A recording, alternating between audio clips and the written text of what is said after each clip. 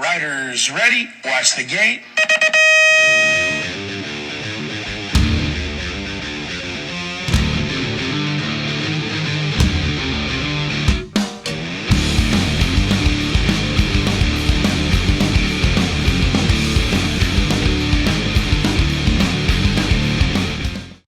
Hey, welcome back to the Dirty Knobs podcast. I'm your host, Hollywood Mike Miranda, and my co-hosts are, as always, JV James Vicente and EC Erick Carter.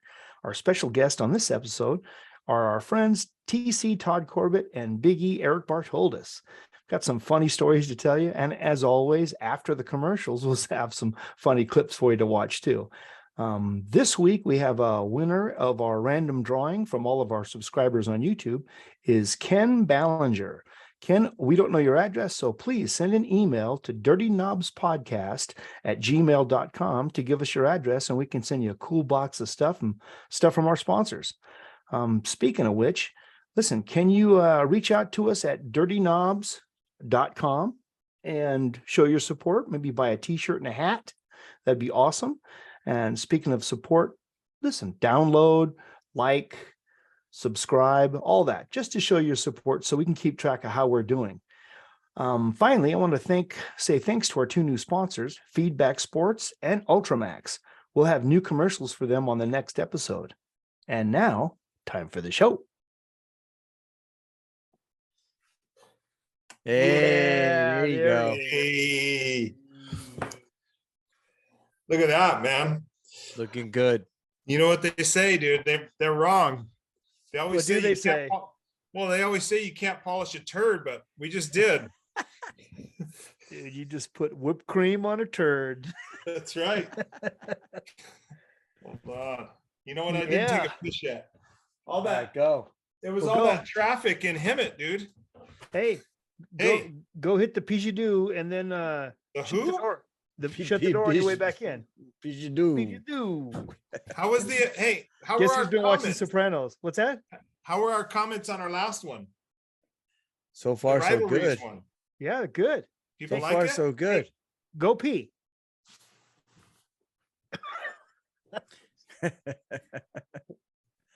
I You know, like it's his like a- little studio. It's like a fifth child.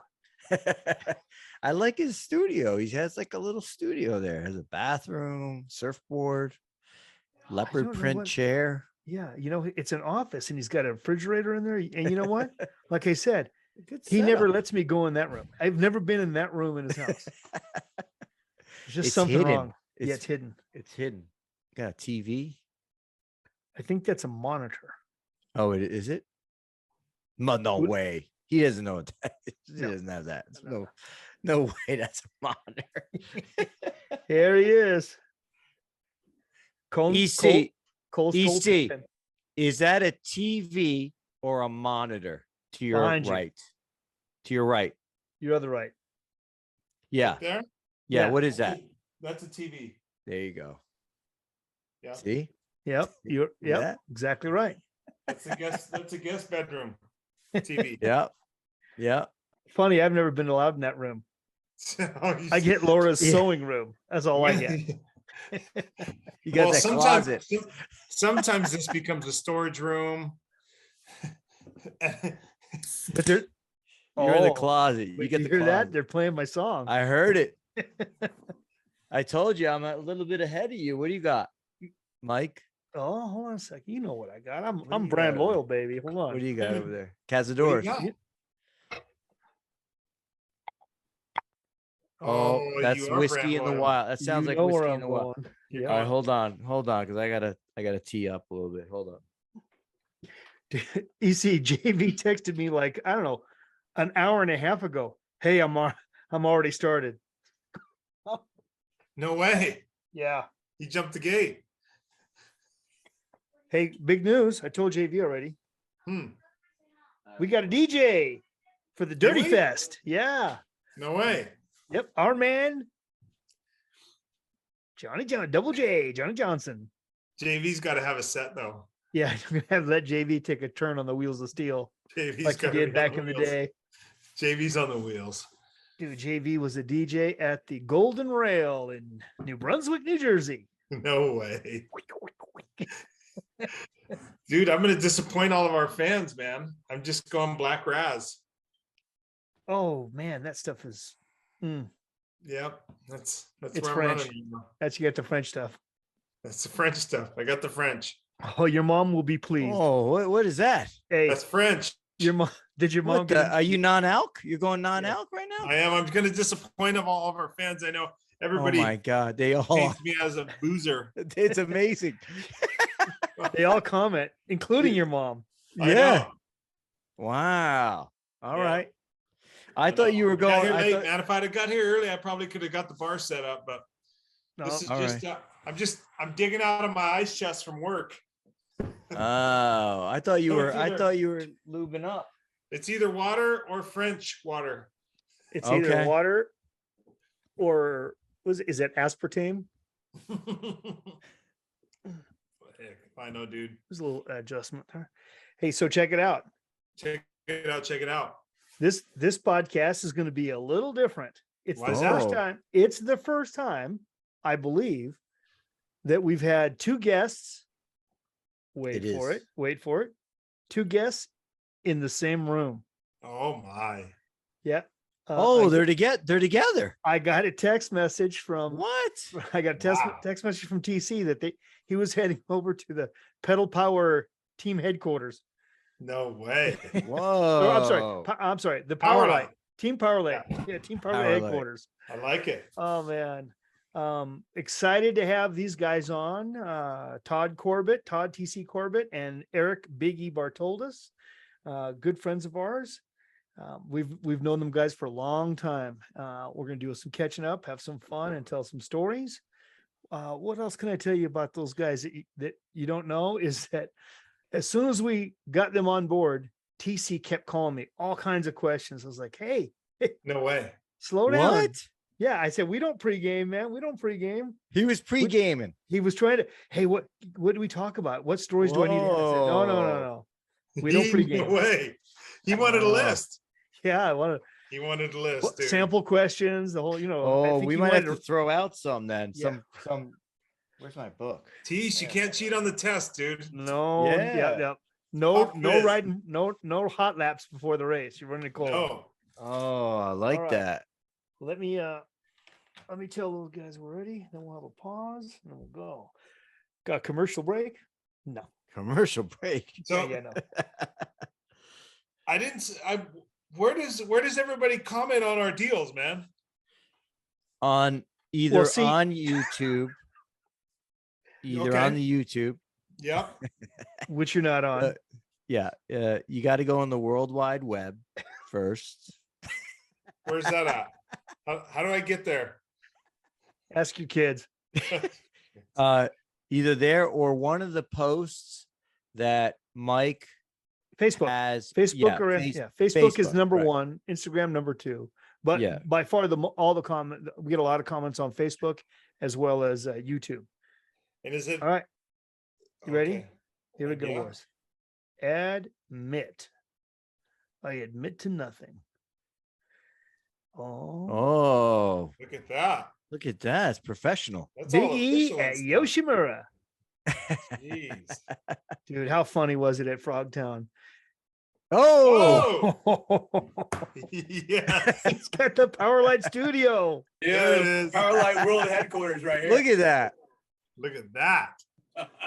Are you Told in the us what tri- to do, Oh, look at that. so we did it. That is fantastic. Whoa! Look at JV's wood paneling, dude. Yeah, know. no, this is Dang, perfect. That's This is 1972. yeah. It Yeah. always looks good. His setup's always good. We told him the white cord is for his rice cooker in the background. Yeah. Okay. Rice cooker in the closet. I'm Oh, not look at- sure if that's a surf- I'm not sure if that's a surfboard or an ironing board. I think that's an ironing board. You're trying to pass it off as a surfboard. And the leopard skin chair. It's too much. Yeah, we saw that already. Yeah. Oh, that's good stuff. Yep. I got the Smithsonian going on back here. Trying to collect some stuff and stick it back up there. Oh, I see that. boys. So good to see you guys. Yeah. Look at those Yeah, dudes. yep. You know, when we first laid out who we wanted to bring on, who our guests we wanted on our list, and man, I'm gonna tell you guys, one thing was that you were very, very high on the list, up on the top, and we had both your names together. Yes. Oh, nice. Good. Good. And I know that when I talked to you guys early on, I said, we want to absolutely do you guys together because you are so entwined in so many ways, but in all of our minds, you guys are, you're twin brothers. It's kind of like you and Tommy Lee. Exactly. My twin That's brother, right. Tommy Lee. Just Yeah. like it. Well, man, JV, you know them both. EC, you know Yeah. them both. You've traveled with them all. We've Yes. all been in the same circus. Yeah. That's right. So there's probably nothing going to come out of this that's a surprise, but I bet there is. Oh, no. There better not be, dude. Oh, You yeah. better not bring anything up. we already, I was going through my list. I'm like, well, I got this story and that story. And he's like, let's don't talk about that. We heard about some pregame calls, maybe. Or Let's maybe not no? talk about that. This guy's got a list and you guys just run free. Yeah. Well, TC kept calling me. Hey, what do we talk about? Can you send me some questions, sample questions? Can we, can I run them by my publicist? And we're like, He yeah, wants to no, go. He wants to do really good on the test. I ran him by. I got declined already on a few of them. That's not how we do it over here. no. That's not, we just run it right out of the gate. We just roll up in the first moto and go. Yeah, freestyling. No practice, like Terry T. It's a process. It's the process. He goes from jumping the gate to on the gate, doesn't he? Yep. No practice. Just shows up and runs it. Just put the weight belt on and go. Well, so I'm sure that everybody that listens to the Dirty Knobs knows who you two are, but just for the one or two people that don't, Florida, born and raised, BMX Pros, moved to California, successful in racing, and then successful in the bike industry, and remain great friends and friends of ours. Todd TC Corbitt and Erick Biggie Bartoldus. How's that for intro? That's Sound- a pretty Look at that. Sounds pretty But good. yeah. Although I wasn't born and raised. I actually moved to Florida when I was 10. I was actually born in New York. See? That's like a Ah. close connection there with Robbo and his family. What part of New York, Biggie? Long Island. Shit. So you were out there too. Yep. Where? Wait. Where in Long Island? I was 11, 10 when I moved to Florida. So But did you race BMX in New York? Yeah. nope, just Nothing. dirt bikes out there. Where in Long Island? How far out? I actually was born in Bay Shore. It's right by In Ice. Bayshore. Wow. Yeah. Who knew? Who See? Look at that. knew?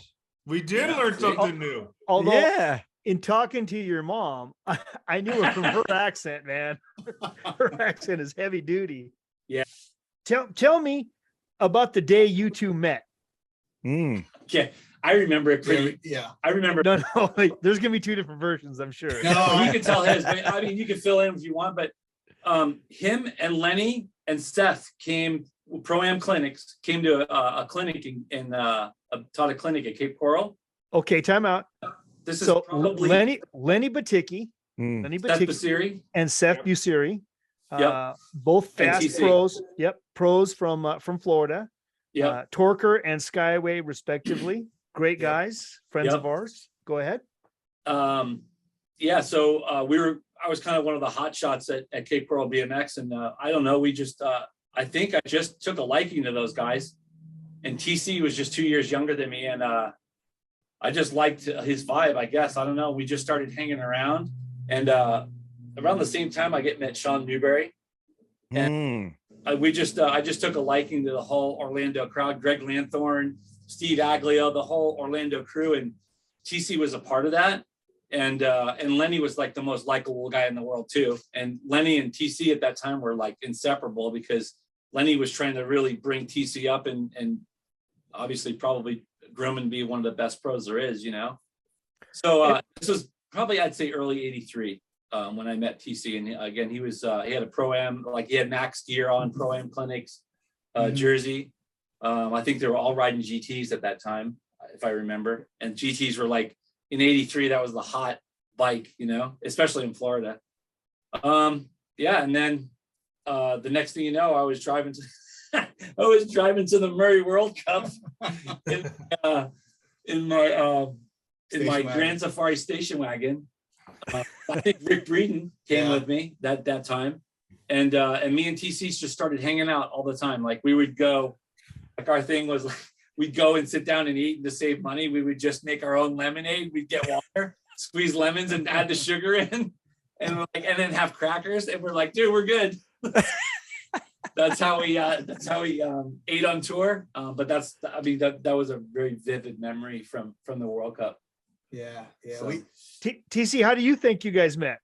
No, I don't I mean, remember that. Yeah, I don't remember that. I don't remember. Hey, he didn't have the helmet on. I hit my head that night at the Pro-Am Clinic. By the way, those Pro-Am Clinic Max jerseys and pants came from Magoo. He gave us that gear when he worked at Magoo, or when he worked at Max. That was really cool. Yeah, our buddy Harold Wade McGruther III. Yeah, but Biggie would come up and hang out in Orlando when I was young, and I would go. My dad would drive me down there, and we would stay at his house, the same house. And Top Eliminator. yeah, we'd go for the Top Eliminator, and we would just always hang out with each other, even when we were young, and way before I was driving.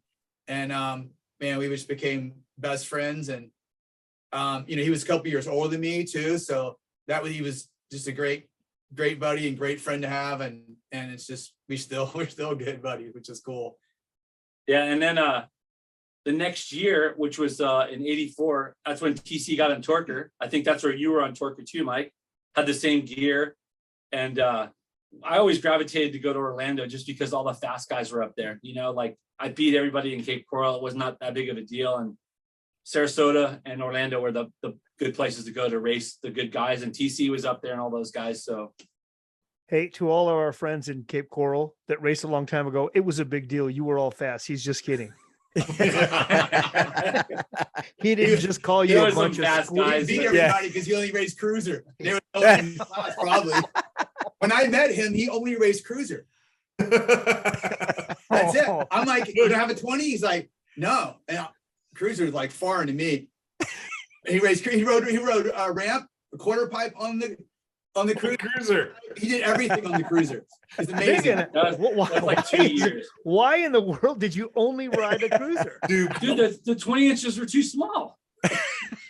That's Big E. you were ahead of the curve, dude. You were so ahead of the cruiser curve. Hey, I was always riding the cruiser before a free agent made the limo. Dude, you were BMX life. There's a reason he's he not was me. BMX life before Yeah. BMX life wasn't easy. Yeah, he was totally. He was never known as medium E. He was always big E. So he had to have a big bike. Hey, Yeah, so for that a couple years though, we went on tour with Lenny. We grouped up with Lenny and we went on tour and we did all that stuff. And then I one of the greatest memories too, I remember when TC won the 16X national title in NBL. He beat Judge Ciencio and I think Travis E. Some of the class was pretty stacked up. Well, any class with Judd Ciencio was stacked, right? Yeah. So he came up, dude, and I checked his spokes and they were like noodles. All of them were so stinking loose. I'm like, this guy just won the national title in 16X on like completely, like you could tighten the nipples with your fingers. That's crazy, tease. Yeah. Yeah. On a torquer that was broken and rewelded. Yeah. Oh God. I think I matured a little late. So those guys that I was racing were like men at that point. And yeah, it was a little wild. I didn't beat those guys much. Well, being a couple years younger, It was hard. yeah, You being beat a him that couple years day. younger, you obviously you had some room for growth. Did you guys ever race each other back then? No. No, maybe in Orlando, we had 16 over opens. We might have raced each other then, but no, we're so spaced apart. We never really raced each other. No, it's because he raced cruiser. Yeah, that's right. I didn't have a cruiser until I was 18. That's right. And I'm I think still I waiting. raced, I don't know if I had The my love own cruiser. boat. I had my own cruiser. I was like, I don't even know if I had my own cruiser, but I did. When I got on Murray, Birdwell wanted me to race cruiser. So I gave it a try. You I think guys never raced in the same class? No. Not even 17 over, was it 17 over X at one point or one of the sanctions? No. I don't think so. Like, yeah, like I think the only time we ever maybe crossed paths were in those big open classes at Orlando, but those things were even stacked too with all those Orlando pros there, and even some of the fast Mike Wiggins, a bunch of those fast experts. Yeah, Orlando was a hot spot. It was, and at that time too, like they had 10-man gates there. Orlando, like the gate was really wide, so Orlando was very pivotal for sure. If like you were fast in Orlando, you could go win a national easy. Yeah, that was an orange way of the East Coast. Yeah, it was. Man, I don't even ever won one of those open classes. Like, Yeah, right. You're just, I think in 16, those dudes were like 2 years older, 3 years older. Yeah. You're like a child up there on the gate. So back then, who, and you didn't race each other, who would you say your biggest rivals were back then? Hold on. I gotta get ready for this. Safety gear on. Hold on, I'm ready. Get the shovel out.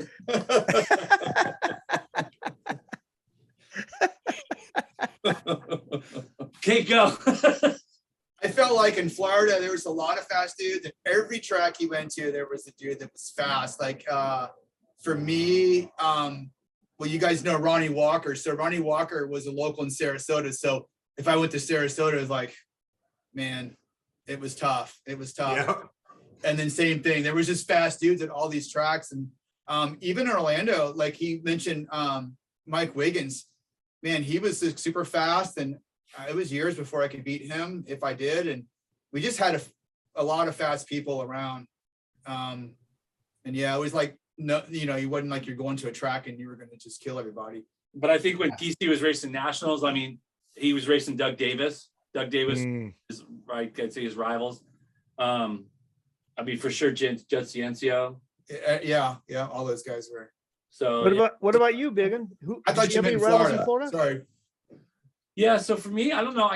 The name that just pops into my head right away is Craig Sieber. Remember Craig Sieber? He did the Trog thing.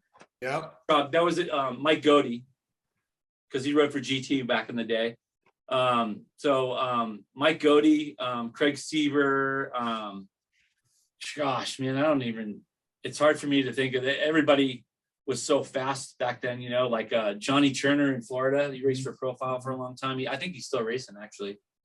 But yeah, I mean, dude, when we ventured out of Florida, it was quite a, like, who are these guys, right? Like Darren Waterbury. Oh, that was JV's rival. Right. Not my rival. Come on. That was your rival. He had How he could had you have a possibly rival? the- hey, Not me even and TC, living there. me and TC called him Bon Jovi. Yeah, Yeah. I was just Yeah. gonna say possibly the best hair in Yeah. BMX. Yeah. Yeah. Dude, I'll never. Dude was ever fast. even- We used to give him. Connecticut and stuff. He was fast. Fast. Tim Koukouris. Oh yeah, yeah. He I'd had say- hair too, didn't he? Yeah, Mustache. I would say to I him, think like, he had a mustache before you, Mike. I know one thing. He never wore a shirt, man. It's like, dude, it's 40 degrees outside. Why are you not have a shirt on, man? Yeah, dude, I lifted all winter long. That's why he didn't wear a shirt. That's what he would say. Fantastic. That's Great. Where's your vector? Yeah, good for you and your basement. Yeah. You're careful, you're gonna bend those vector bars / stem. Splash. Stem. Bob Harrell called. He wants his bars back. Proneck called and said, can they have those stems back that you're not using? Cannot believe they tried to remember it was one.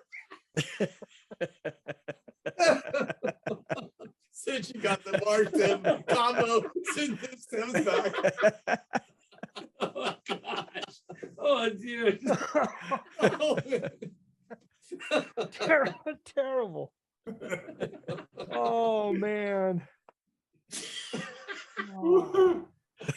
Sorry, I'm scrambling around my desk because just the other day, laying on my desk was Craig Siebert's BMX trading card. Oh wow. oh, wow. I believe he was one of the early guys to run a full face helmet too. Yeah. I remember that guy. Was it Yeah. because of his pedal cages? Um, Man, those cages were insane. They God, were. I yeah, have the it. Here's- trogs. Yeah. Yeah, I swear Mike Godey I made had. it. Mike Godey made those in his basement. Wow. There Yeah. was a kid that looked like a Captain Caveman from day one. Yep. Yeah. God, he Yeah. had that, you know. He was on Factory GT for a minute, wasn't he? He was. Yeah. Yep. Yeah. Yeah, I remember that guy. I remember a lot of super fast guys from Florida. It was like a hot spot. And I remember when two guys came from Florida on tour to California, Randy Street and Bobby Stransburg. Oh yeah, I remember those guys. They're from the east coast of Florida. Yeah. Yeah, those were old schools. And of course, probably the first two famous guys were Greg Esser and Roland And Veit. Brian. Mhm. Oh, Roland. Rolling. Greg and Brian were like childhood heroes of mine. Like I Yeah, like looking at those guys, like their style. Brian was a graphic artist, and he always did their number plates, and yeah. I always remember seeing those guys in the magazines, Sal Zuner and then obviously Timmy Judge and then Jamie Burrows. Yeah, Yeah, Jamie Jamie was from Burrows. Florida. Sal Yeah. Zuner, he was from New Jersey though. Those guys. Yeah, Zuner. Didn't they move down to Florida? oh, everybody moves to remember. Florida. Everyone from New Were Jersey they not? moves Did to they not? Florida. I thought they moved down to Florida. I'm The not Zooners sure moving about that down. one, EC. I got it wrong. I mean, I'm, Hootlands, the Bonnie and John Hootland too. Yeah, I remember them. Yeah. Deckert moved to Florida. There was a lot of fast ones out of dude. Yeah, it was legit. Yeah. You know, I mean, good weather, right? When you can ride your bike year round, Yeah. Yeah. it makes for fast racing for sure. Yeah. Did you guys have anyone in Florida that you absolutely couldn't stand? I know that the three of us have talked about people we did There's not get Mike along with the with. shovel trying to dig some dirt up. Ah, Oh yeah, here we go. This is the part that TC was trying to get a heads up Yeah. on. I don't Yeah. know if I didn't have to think. Yeah, I'm sure there was somebody you took out or somebody that took you out. I didn't have that many people that I didn't like. If I did, it was just for a minute, and it wasn't, there was no like hard, like, I hate this guy for 10 years type of thing, Yeah, I don't think I had any enemies on the track or off the track, really. I got a guy. You might remember the story. The first straightaway in Florida went straight, and then there was a palm tree in the middle of it. So it kind of dog-legged around the palm tree, and we Oh, had that was the old Pine Hill that track. was and Okay. they had mattresses around the palm trees. So if you hit them, and That was the first decision maker. yeah. And I started a little bit faster. I don't know how old I was. I could have been 12 or something like that. And one of the dudes I raced, he ran me into that palm tree a couple times. Wow. I think it was it James Henry? Do you remember a guy named James? I do remember that. Okay. Yeah. And yeah, man, his parents were squirrely and yelling, and we didn't yell and we didn't really carry on too much. And if you're in front, you're not getting run into that with the mattress on it, right? So that was the way we were looking at it. And man, they were going wild. And it was tough for me for a little while there, hitting that palm tree, and so Made you better. that might be it. Made you better. Can you imagine turning on the television now and or going on the internet to watch an international race, and there's a palm tree right in the middle of straight away? I think we need more of that, actually. Yeah, we did. We need some of that. I heard that's the next obstacle at Frogtown. Yeah. That's right. That's what we The need. palm tree decision maker. Yeah. That's right. Take a look at this thing. I just found it. I knew it was on my desk. Oh, there it is. Yep, there he is. Wow. I raised him all the time. It still smells like chewing gum. Do you still I would trade that for a JT mouthguard right now. Love it. Oh man. Going back to some of those old names, I know that you guys have always had a special relationship with our friend Lenny Baticki. And there's a guy that really he's gone places. outside of BMX and Yeah. a total hero. Tell us a little bit about Lenny. So I wasn't really that close to Lenny. Really, TC's a connection with Lenny, but I would say 85 and 86 we went on tour with Lenny. You and me and Lenny, we did that. But TC's the real. I mean, he knew Lenny back when he lived in Hollywood and way back early. So I don't even know your connection, how you got lined up with Lenny, but Yeah, I forgot how we ended up meeting, but he's even older than you. oh yeah, Right? yeah. Yeah. So he might be 4 years older than me. And I think they wanted a guy to help out with some clinics around Florida. And so I started helping those guys. My dad would drive me, we would do clinics. That's probably how, I don't know if it was summertime. It probably wasn't summer when we were over there. We No, probably I want to say it was in the wintertime when you guys Yeah. came over, because it was early 83. so my dad probably drove me over there to do that clinic with them. And then he just really kind of took me under his arm and took me to races and tried to help me with the racing and racecraft and all that kind of stuff. And, you know, because I was just riding, you know, at some point you're just riding your bike, having fun, right? Wow. And then it changes a little bit, and which is fun also, but he really took me under his wing and helped me a lot. And then Seth didn't go on tour, and then we kept going on tour, and we went on tour with Big E, and he took me on tour. I think I went on tour with him when I was 13, actually, which was really, really a great experience. And, you know, like we all, you know, you grow up a lot and you learn a lot when you're on tour, and you got to take care of yourself, and you got to, you know, make sure you got your gloves, and you got to, you know, you grow up quick, which is really cool. It was a really good time. So he really did a lot for me in BMX. We wouldn't neither one of us be here probably if it wasn't for Lenny. Yeah. Do you guys have a Lenny story? Because I have one. I don't really have to. I just remember. I remember in '85 when we went on tour, we had boxes because we didn't have any place to put them. We had boxes of Jolly Ranchers, and we kept in the back of his mom's Zephyr. And dude, it got hot, and those things, they all stuck to the wrapper, dude. Like we had boxes of them. They were like, you know, 1 foot by 1 foot by 1 foot boxes of Jolly Rancher like candies. And dude, those things went bad after the first 2 weeks. I mean, the candy was molded to the wrapper, dude. But we would give those things out, and kids loved them, dude. Oh, kids love those candies. It was great. I think the first time I met Lenny, we were at a race at a national, and it was like the semis or mains, and I heard somebody out of the corner of my, you know, from the side, on the first straightaway announcing the races, and he was standing against the fence, holding onto the fence, watching the races, but he was announcing, like just for whoever was standing by. And I thought to myself, man, that guy is great. He's a great announcer. I go, that guy should be in the tower. He shouldn't be just standing here with us knuckleheads who missed the main or whatever it was. That he was, but I remember thinking then, man, that guy is a fantastic announcer. And I guess he did that at a lot of races. You know, he would just stand there in the pits or whatever and announce the race.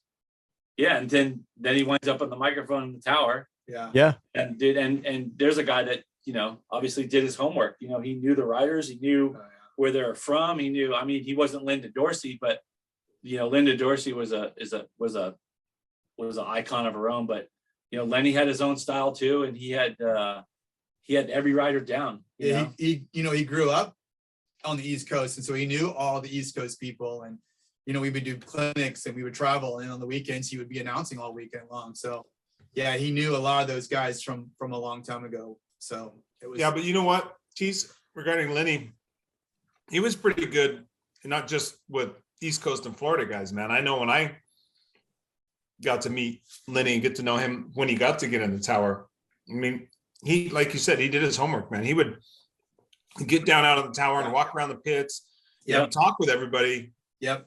And that's what he would get. He would get information. He was investigating, basically, getting information on riders that he knew he was going to be announcing for later. And that would come out on the mic. He would be talking about certain things that he learned. And man, it really, you know, he was, his craft was really good, man. He did a great job. And so Linda was the same way. Yeah, Linda spent time walking the pits. She would get out of the tower and she'd walk the pits and talk with everybody. Yeah. And that's what made him so special, because she had personal relationships with lots of people. Yeah. Yeah. And so she And like, and then like, she didn't not only knew everybody, she knew what was going on that weekend. Like if you missed your flight or you lost your clothes, there's Erick Carter, he's looking for his baggage still or whatever. Yeah. She just knew what was going on with everybody. Yeah. Yeah. The first time- Linda, I agree, man. Linda, Lenny, the announcers that are like that take a personal, they really create a vibe and an atmosphere that is super special, man. And we were all the benefactors of being able to race during that time. Yeah. Totally. Yeah. I remember the first time that I met Lenny was in Rochester, and I was doing okay on that weekend, and it was an NBL race, and I didn't race a lot of NBL at the time, and he, like you said, he'd come over and he'd find you, like, and he'd want to talk to you and get to know you. I mean, that's real, that's the truth. And he was, and I can remember this like yesterday, because I'm like kicking myself in the ass later. He's like, hey, James, hey, good to meet you. Tell me a little bit about yourself. And the first thing I said was, I raced a lot of ABA. And he goes, I can't use that. He goes, I can't use that, man. And then we got to talk to each other. James, but like that Lenny was that kind of guy. He wanted to know you. And on the other side, he wanted to perfect his craft too. Yeah. Agreed.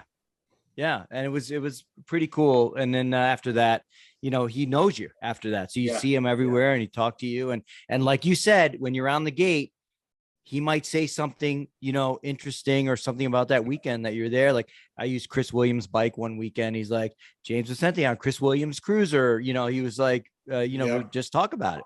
Yeah, it was cool. Yeah. Big E on his brand new 20-inch, the first time he's ever ridden one. That's right. That's right. He just got it, 18 years old. Yeah. EC, did you ever announce? I have announced. You have? Well, I have announced. I've announced mountain bike stuff, not BMX. Have either one of you two announced ever? Yeah, for sure. I used to announce for my entry fees at Cape Coral every time I raced. Oh, I bet those were great. I would love to hear that. I bet those were good. Yeah. Yeah. I even have pictures of me in the announcing tower. With the cruiser leaned up against the tower. Right. 2.6 and 2.4. Yeah. TC, did you ever announce? No, never announced. I know JV was the announcer at Braddock Park. Braddock. Yeah. Dude. I know JV was the DJ too. Or was he the I DJ, wasn't the Hollywood? DJ. Yes, he was a DJ at the Golden Rail. Yes. In college. Yeah, Yep. I did. That's true. I think I announced twice in my life. Once at Woodward Camp, at the BMX races at Woodward, and one time JV and I went up to upstate New York, Oh yeah. and we know. announced. We did a I know a clinic over third there. time. And announced. When's the third time? Summer tour. We were traveling through the Midwest. We went to a local track, and there was the reason I remember this is that it was some really fast local hot shoe kid that was racing, and he was fast, dude. Never heard of the guy, never seen him at any national, nothing, but he was fast as shit. And I was He was smoking you. Well, I was out in front of him, and he was beating me at times, but in the finals, he comes in and cleans me out pretty good. And so I gave it back to him in the next turn, and the locals were not too happy. And Hollywood on the mic during the race. That's what happens when push comes to shove. There ain't no love. I remember that. I remember thinking we're gonna get lynched, dude. I just cleaned out the local hero.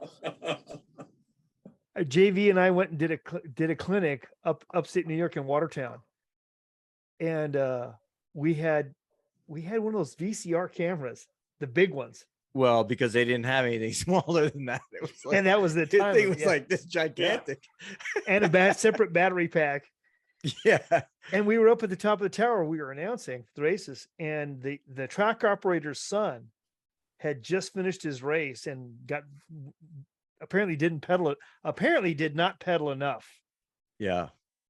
And as we were up in the tower, the dad was just below us and was lighting into his kid, just over the top. And so JV had the cord, he had tied a rope to it, and he lowered the camera down from the, I mean, the thing is gigantic. It's not like, it's hidden. It's like a rope. it was a piece of rope, and I think it was an extension cord. He tied to the handle of the camera, and he lowered the camera down to film the dad yelling at his kid while we were announcing. Yeah, which he saw, and he started laughing about it because he saw the camera come down. Yeah, he started laughing. And that was the night you got pulled over by the cop, and I filmed it with the giant camera. Oh, I do remember that now. Where's this footage, man? Where's all this footage? That did happen. I got You pulled over. Yeah. And during the entire interview process, JV has to. If I had it on the ground, I had it on the ground. I mean, how you didn't spot that? This is JV reporting from Kingston. We have a call here with Mike Miranda. Let's take a look. No. Going inside. Officer, this is just a Walkman.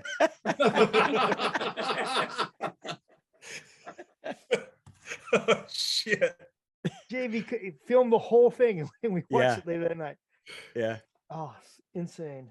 When I started racing and riding 20-inch again, it was a torquer again because TC was on torquer, and like half of Florida had torquers. Yeah.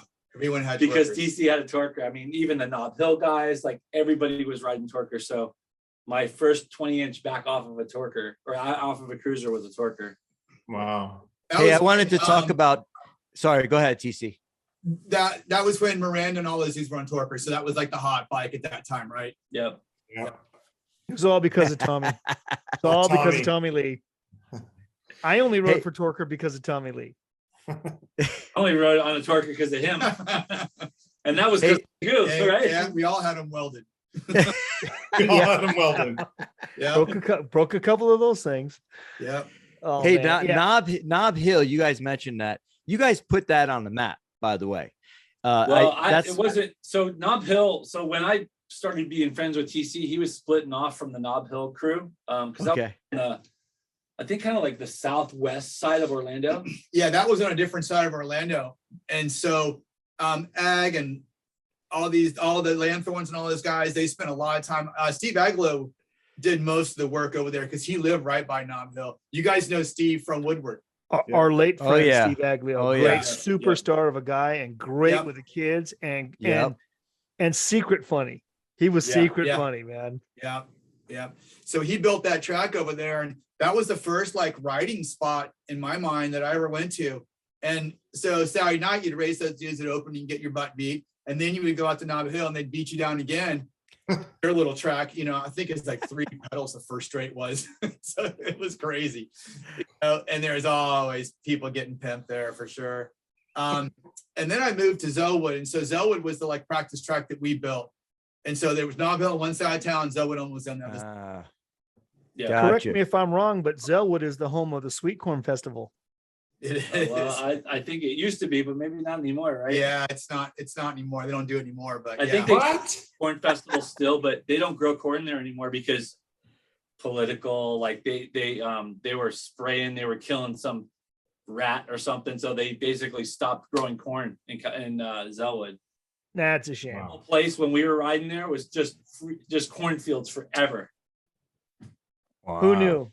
I Yeah. still got Yeah, the yeah. sticker, dude. I still got the Zellwood Corn Festival sticker in my collection. That's Yeah. awesome. No, that's what I mean. You Yeah. guys, I mean, you guys made those places famous, the tracks famous, your practice Yeah. tracks famous. Tom Really? Miller's dad got the dirt for that track, and a bunch of locals, Rex Robertson, and The Rexer. yeah, Wow. Rex, we all worked on that. And Tom wrote a letter to BMX Action, and they came out and did a local thing on the Zellwood Local track. thrashing. it was Local called. thrashing, and Dude, that's where I'll it tell you. started. I mean, I had heard. I mean, this was, I wasn't really doing a lot of NBL, so I kind of heard about you guys. I think I'd heard about TC as a racer, but not until when that thing came out. I think that's when you guys went. Yeah. Yeah, I mean, that was. Yeah, and that's when huge- I became really good friends with Gore. We Yeah.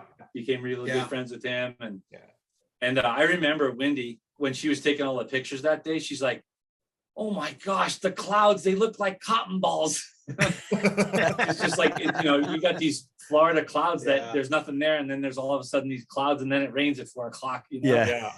But I remember her commenting on the clouds at Zelwood. In Southern California, we had clouds, but it was gray smog. Yeah. Giant clumps of gray smog. That's when you guys had a Jones track.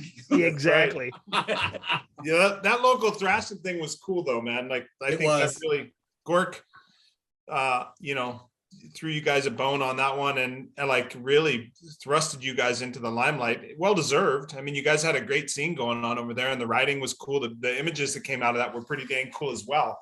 So, you know, I think it was really unique too, because like, you know, at that time too, like when I had met one of the other things that drew me to TC and honestly really kind of changed the path of my life was getting to know his dad. Yeah. Obviously, we all called him Cool Dad, and rest his soul, he just passed away. Like it's been over a year now, right? Yeah, been over a year. But you know, he had a gnarly plane crash. He was in the flying just like TC is now, but he had a gnarly plane crash, and TC called me. He's like, "Hey, my dad had a gnarly plane crash," and you know, I was like, at that time, this is like in '85, so we were really good friends by then, and he was just like, man, like and this is basically what's just like, after this, I just didn't drink anymore, you know, and I wasn't a heavy drinker or anything, but, you know, they called him in there. He's like, hey, does your dad drink alcohol? And TC's like, no. And they're like, we need to know right now because it's a matter of life and death, because even if he had a drink after work, whatever, because his insides, right, were really, really damaged inside from the plane crash. The guy, he actually crashed in Zelwood, the plane did. And his partner next to him died. That's how hard the plane hit the ground. Again, this is a pivotal time for me, you know, just watching this whole thing happen. And like, ever since then, you know, it was just like, I just don't feel a need to, what's the point of drinking? It was stupid. We all, you know, we went to parties and just drank Gatorade and made fun of people that were drunk. But I mean, again, this was like a pivotal time in my life. And that's, I think, one of the things that drew me to Zelwood and drew me to that whole scene. It was so different than anything else that I'd ever been even remotely a part of. And that's, I mean, I really, he changed. Like if TC wouldn't have came along, my life would be completely on a different path for sure. Yeah. And his dad were gigantic influences in my life. I mean, his dad was like another dad to me, you know?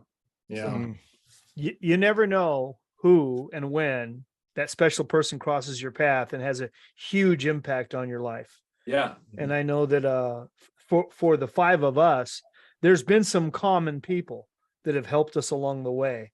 You know, whether first or second hand, like for example, Magoo, you mentioned Magoo.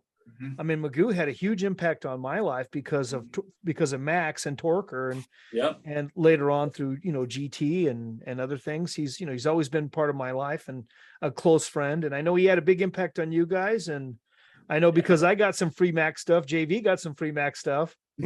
I think there was a connection. Yeah, for sure. But I think Magoo just really took to TC a lot because of the Florida connection, because Magoo was from Florida.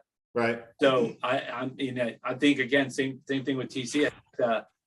Him getting on Torker was gigantic. You know, like all of a sudden he goes from racing for Pro-Am clinics to racing on factory Torker. You know, he might not have been on the full-fledged factory thing, but dude, when he was riding for Torker, it was sick, dude. Like the gear. Yeah, the gear. Oh my god. Yeah. A frame and fork. The gear was cool, and that was, You were on the team. yeah. Not everyone had that gear, so yeah, it was pretty cool. Magoo, I think when Magoo was racing in Florida, he was friends with Lenny and Seth before he moved out, and so I met Magoo through them. And you know how Magoo is, right? No, how is Magoo? Tell us a little bit what you say. How is Magoo? Yeah, he's a great guy. He's funny, and man, once you meet him, you automatically love him like right away, right? What do you have a favorite Magoo story? Because I do. Do you have a favorite Magoo story? I don't have one. Oh no, you every tell yours. Every Magoo story is Yeah, classic. It's usually got some filth involved in it. Oh my gosh. EC, tell him your Magoo story. I cannot. exactly. Yeah, I cannot. Yeah, Why don't there's you, no way, why don't man. you just I have a mark his couple. name down to be on the Dirty Knobs podcast? Yeah, I have a all of couple, them. and I You can't can tell sell them here. tickets for that. Yeah, We're saving that one for a live event, and you have to show ID at the door. exactly, dude. Not, And then when you're done, take a shower. Oh yeah. I don't think you can record it either. No, If it just- Magoo is an absolute prototype. He is a prototype. Yeah, They made one, and they said break the machine. yeah. yeah. We all went to lunch for, was it your birthday, EC, or his birthday? It was his I think it was birthday. I'm Yours? not sure. Yeah, but Anyway, we all went to lunch, and I swear every time I see that guy, my sides hurt, my face hurts from laughing. It's just nonstop, Yeah. yeah. absolutely Even- nonstop. You know, even at his age, he's still so stinking quick-witted, Sharp. sharp. Dude. Sharp, absolutely hilarious. One of And the he's fun, smart. truly Oh, yeah. one of the funniest, wittiest persons I've ever met in my entire life. He's Yeah. and he's smart, and his Super vocabulary is huge, dude. Yep. Deep vocabulary. Like, he comes off as a jackass because the way he presents himself and his humor, but he's a smart dude, Yeah. man. He's really smart. He's got a humongous vocabulary. He does have a humongous. No, Magoo. I haven't spoken with Magoo in a little bit, man. You know, his house actually burned down not too long ago. He was what is it? There's like a seed oil. I forget the name of it. There's like an oil that you're not supposed to bunch up, and he threw the rags in his garage, and the rags actually caught on fire. Yeah. Oh, wow. He was varnishing a piece of wood. Oh, wow. Oh yeah, yeah. Yeah. I've seen that before. They say don't Linseed. throw the Linseed oil. That's exactly what it was. And See, yeah, I have a vocabulary. yeah. So yeah, his house burned down. And I know Magoo, he checked out of social media, man. He shut all his stuff off. He just said, I had enough of it. I Yeah. wonder if that was by choice or they banned him. Yeah, no.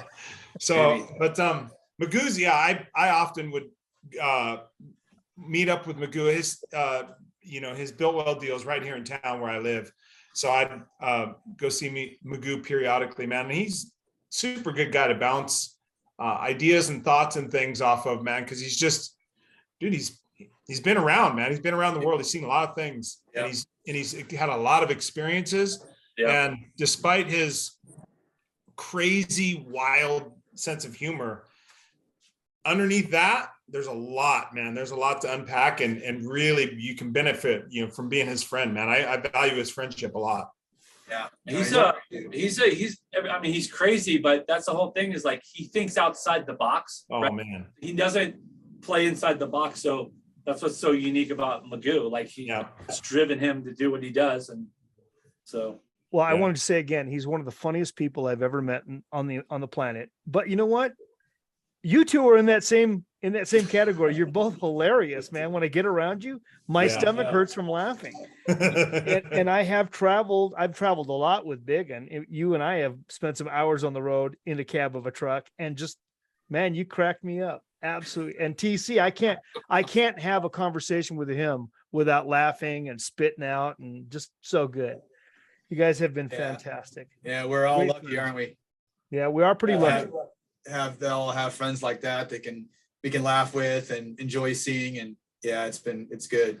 I just think, like, maybe again, this goes back to TC and those early days of just being with him, like, just a positive attitude, and like, life is too short to act like an idiot. Like it's about having fun, Yeah. It's just, life's too short, man, to not have fun and laugh all the time. So What do you think's the funnest thing you've ever done with each other? With your clothes talk on. about that. No. I think we were actually talking about it before we came on. We were. One of the funnest things is before we moved out to California, his dad bought a mobile home, and he bought a strip of land. He was going to build an airplane, like an airplane landing strip on. Anyway, he bought this piece of land, and it didn't work out. But me and TC moved out. He's like, "Hey, move up to Orlando. Come on up here. Let's live together." So we lived in this mobile home that was almost unlivable inside. Sometimes it was unlivable. It was freezing cold sometimes. I don't remember if we had a heater, but anyway, we spent probably a year in that place, maybe. And we would go on these road bike rides. What's funny is where that mobile home is, all the motocross guys are there now. It's in Claremont, like just outside on the other side of Orlando. So like Chase Sexton, Roxon, all these guys live right there now. So we would go on this, it was like maybe a half-mile dirt road till you get out to these highways. And we would do these crazy road bike rides. But anyway, this mobile home was just so shady. Like we had Thanksgiving there one time, and I made this Thanksgiving dinner, and I got up and I hit my head on the lamp, and all these bugs fell into our Thanksgiving dinner. And I'm like, yeah, it's crazy. And I don't remember if we ate it, but we ate but it. there was I remember the store was so stinking far away. Like there was we had milk in the refrigerator, and I was eating cornflakes, I think, at the time, and there was just like chunks of just the milk was chunky, and I was pouring on my cornflakes, and I'm like, oh well, it's blue cheese, I guess. He ate it. But I mean, I seriously, like that year living there, John Mutone lived with us then, and we had Oh man. so many field mice in the walls and stuff. We would have mice catching collections, like a championship, like who catches the most mice in their traps. Yeah, It was just it was crazy living there. yeah. We all had our own traps. We would set our own traps and put them in our own locations, and then we would hear them go off in the middle of the night. We run to find out who's trapping was. We had a scoreboard on the fridge. One more. I got one more. Yes. Yeah, we keep track of them on the fridge, and it's good times. You know, you think about it, it's like unlivable and mice in the house and no air, but dude, all those times are the best times of your life. You know, it's Right. times we were out there together, living together, having a good time. Biggie was cooking Thanksgiving dinner, and we were riding our 10 speeds on the sandy road, and we were just having a ball, and we all, and I like Big E's a few years older than me, so he's like my big brother, not because I'm only child. So I cling to him like my big brother, and man, we just did everything together for a long time, and probably till we moved to California, and then he started sleeping on Gork's couch with Lou and Spike and those guys, and I moved in with Pavlovsky's. Yeah. We were kind of separated at that point, but we still managed to do a lot of things together and live together after that and stuff. Yeah, Whose so decision was it to moved, go? when we moved to California. So I think it was right before or right after the Christmas Classic. It was right before. So obviously it was that was right after Christmas. But TC's like, dude, if we're gonna do anything in BMX, we gotta go to California, dude. And I'm like, I don't have any money or whatever. And we went off to the Christmas Classic in Ohio. We came back and he's like, dude, we got to go. And I'm like, dude, I don't have enough money to go. And he's like, I'll loan you money. Let's go. We got to go. So like, I didn't have any money. I'm like, okay, we're moving to California. So we packed up my Toyota truck, his Golden Nugget car that he won at the supermarket. Yeah. We drove to California, and the money that I did have ran out. I ran out of money in Phoenix, and TC just loaned me like $300 or something. He's like, just pay me back whenever. And then when we got to California, he went to Irvine and I went to Torrance, and I slept on the couch with Gork and Lou and Spike and those guys. And he went to school and did his community college thing. And I think at that time you were racing for, were you racing for Cyclocraft? Yeah. Yeah. Cyclocraft. Before you got the Auburn thing. And then I went to work right away for like Seattle Bike Supply, got in the bicycle industry. And then right after that, a small stint with Huffman doing more distributing stuff. And then I started working for GT in 1989. So Yeah. then it was, the rest was history. Yeah. Yeah. But yeah, I wouldn't even, again, this guy changed the trajectory of my life. He's like, let's go. We're going to California. We're going, Well, I think you both did. I think you both did for each other. Yeah. You know what I mean? I don't think it was one or the other. I think both of you guys collectively as a team.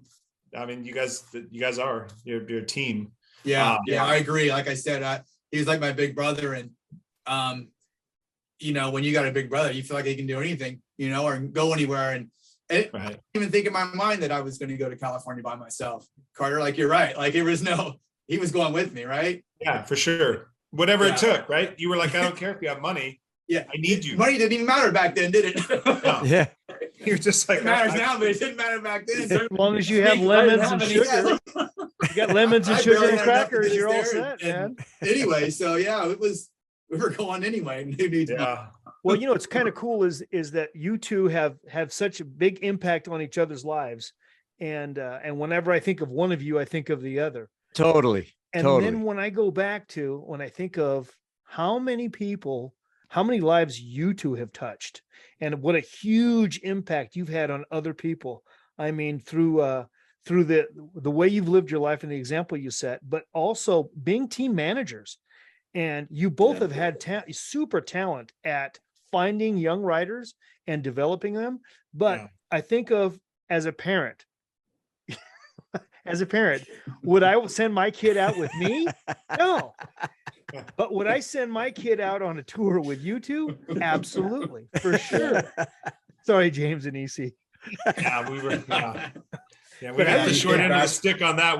We should have been on your guys' team. I should have. I got the short end of the stick on that one. I don't know, EC. I remember I've listened to some of the podcasts with you and Miranda, and the one with Charles, Yeah, the motorhome in that 7 weeks. I can't even imagine, dude. Those that was crazy. And then there's an example where like money was just like whatever, just buy a new one or whatever, right? Yeah, talked about literally. Yeah. Hey, there's a tree coming through the windshield. Just buy a new one, Exactly. right? Yeah. Yeah, but we didn't want to pay for the tree. We were okay with buying a new motorhome, but we didn't want to pay for the tree. You know, the thing, like I was saying, is that, you know, you guys have been such an influence on, and I know that when we talk about some of the young writers that have come through, you guys have had such an impact on so many lives and been positive role models that, but you know, it's hard to say I have this guy, he's my favorite, or I think I've had the biggest impact on this guy. But now it's time for some dirt.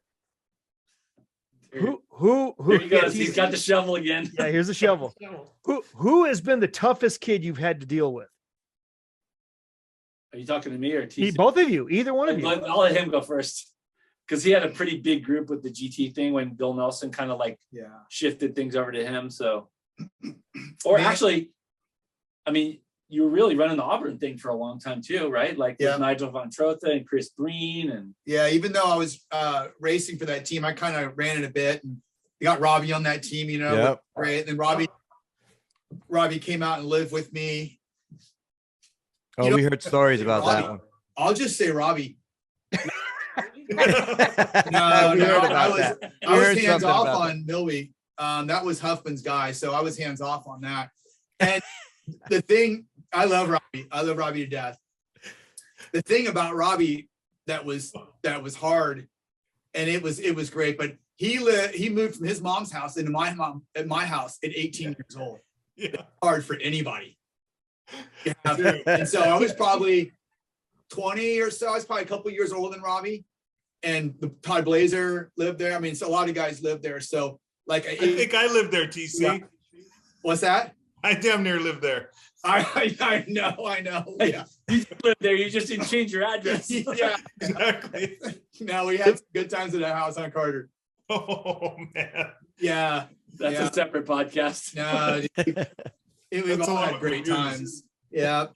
I wouldn't give any of those times away for anything, man. It was, Oh, so yeah, just that probably. And, you know, him still doing the things he did at home and us, you know, trying to keep things straight at home. But Oh. to be honest, I We've don't heard have a- stories. We've heard stories. Yeah. I think on his podcast, he might've brought up a couple, but you know, Yeah. he's a great kid. We had a great time. He's just an awesome guy to be around. He's really motivating too. Is there a Robbie story you can tell us? What's that? Is there a Robbo story you can tell us? I forget what we used to do. I don't. So it's like it was his turn. They did trash out, or his dishes were in the sink, or something like that. Or He was kind of a mama's boy, yeah. Robbie. Kinda. Only child. Yeah. Also Yeah. an only child. His mom did everything for him, right? Yeah. yes. She still comes to the Colt factory once a week. Yeah. Yeah. I don't know about Clean up. kinda. Do some cleanup. Yeah, to deliver his clean shirts. I don't know what he. Yeah. and I forgot exactly what it was, but I think that something like, he left his clothes and we would dump his wet clothes in his room, or he wouldn't wash his dishes. We would just dump the dishes in his room, or I don't know if he pulled the trash can in his room or not, but like stuff like that. Like if he left his stuff out, we would just take it to his room wet, whatever it was.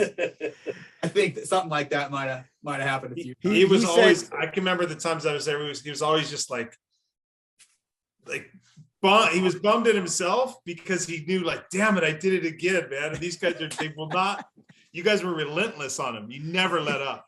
So it was like, he would put he would put all the knives and forks and just throw them in the drawer and throw them in his bed. He didn't put it like where they're supposed to be. And you guys would get on him for that. all the shit, dude, all the time.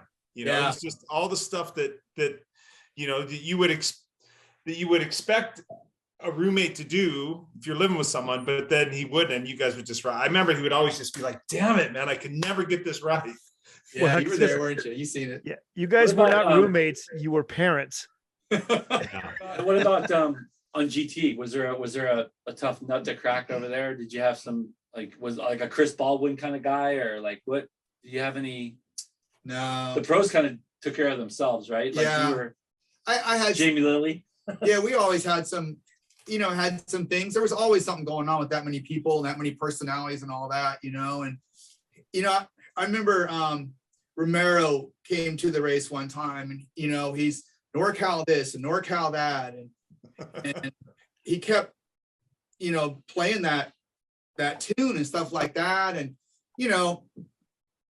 we had a thing where he wasn't happy with his geometry on his bike. Billy Griggs made a few different bikes for him, but Greg was out of the box too. He was trying to think and do stuff different. And, he always worked hard and trained hard. I never had to ask my guys to do anything like that. And I just told, here's another one. He came one week and he showed up. He goes, "Hey, I want you to change my license to Primo. I won't say Primo on the moto sheets."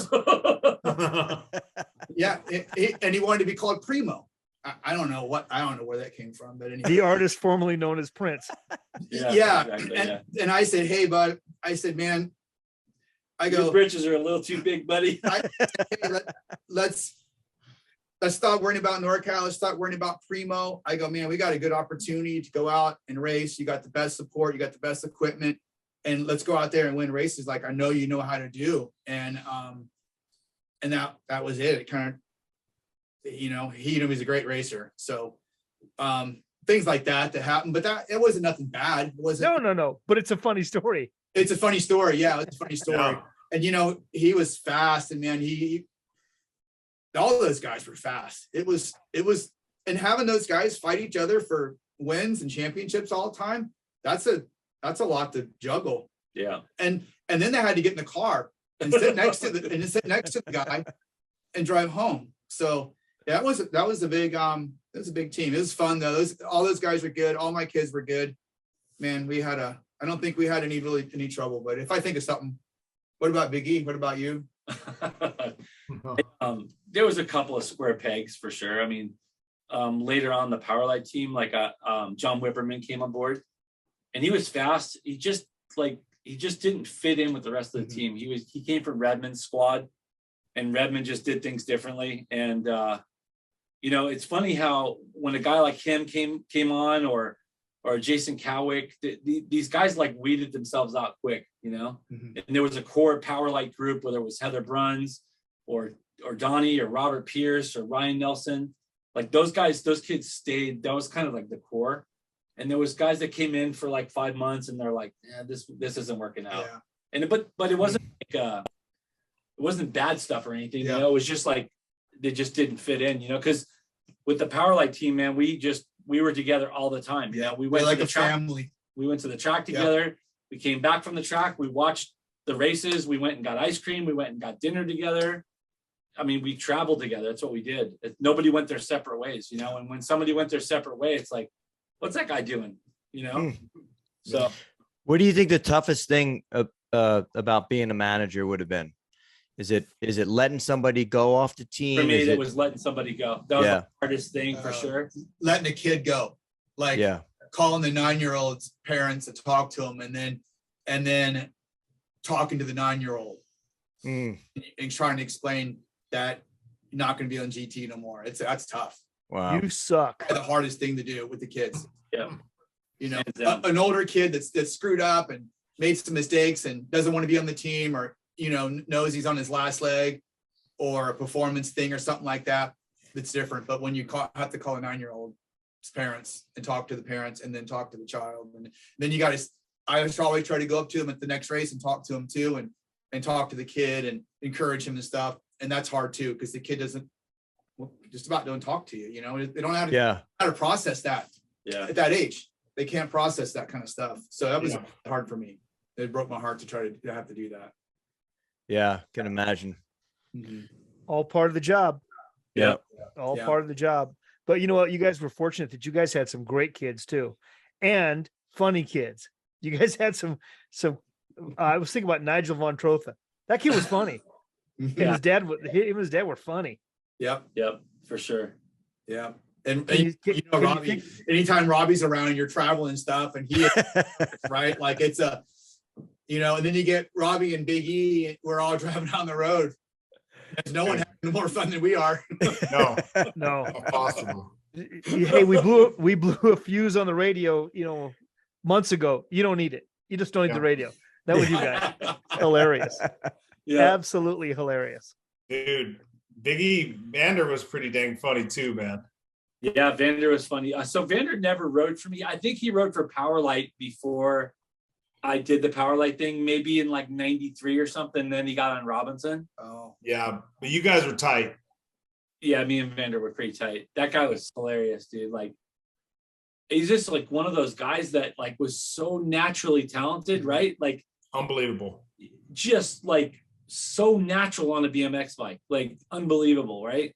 Anything. And he was the same, like when he started riding motorcycles too. Yep. He was just, you know, he was just messing around on motorcycles, but he was good on motorcycles. And I venture to say that if he had transferred over to mountain bikes, he probably would have been a phenomenal mountain bike rider as well. But For yeah, sure he would was, have been.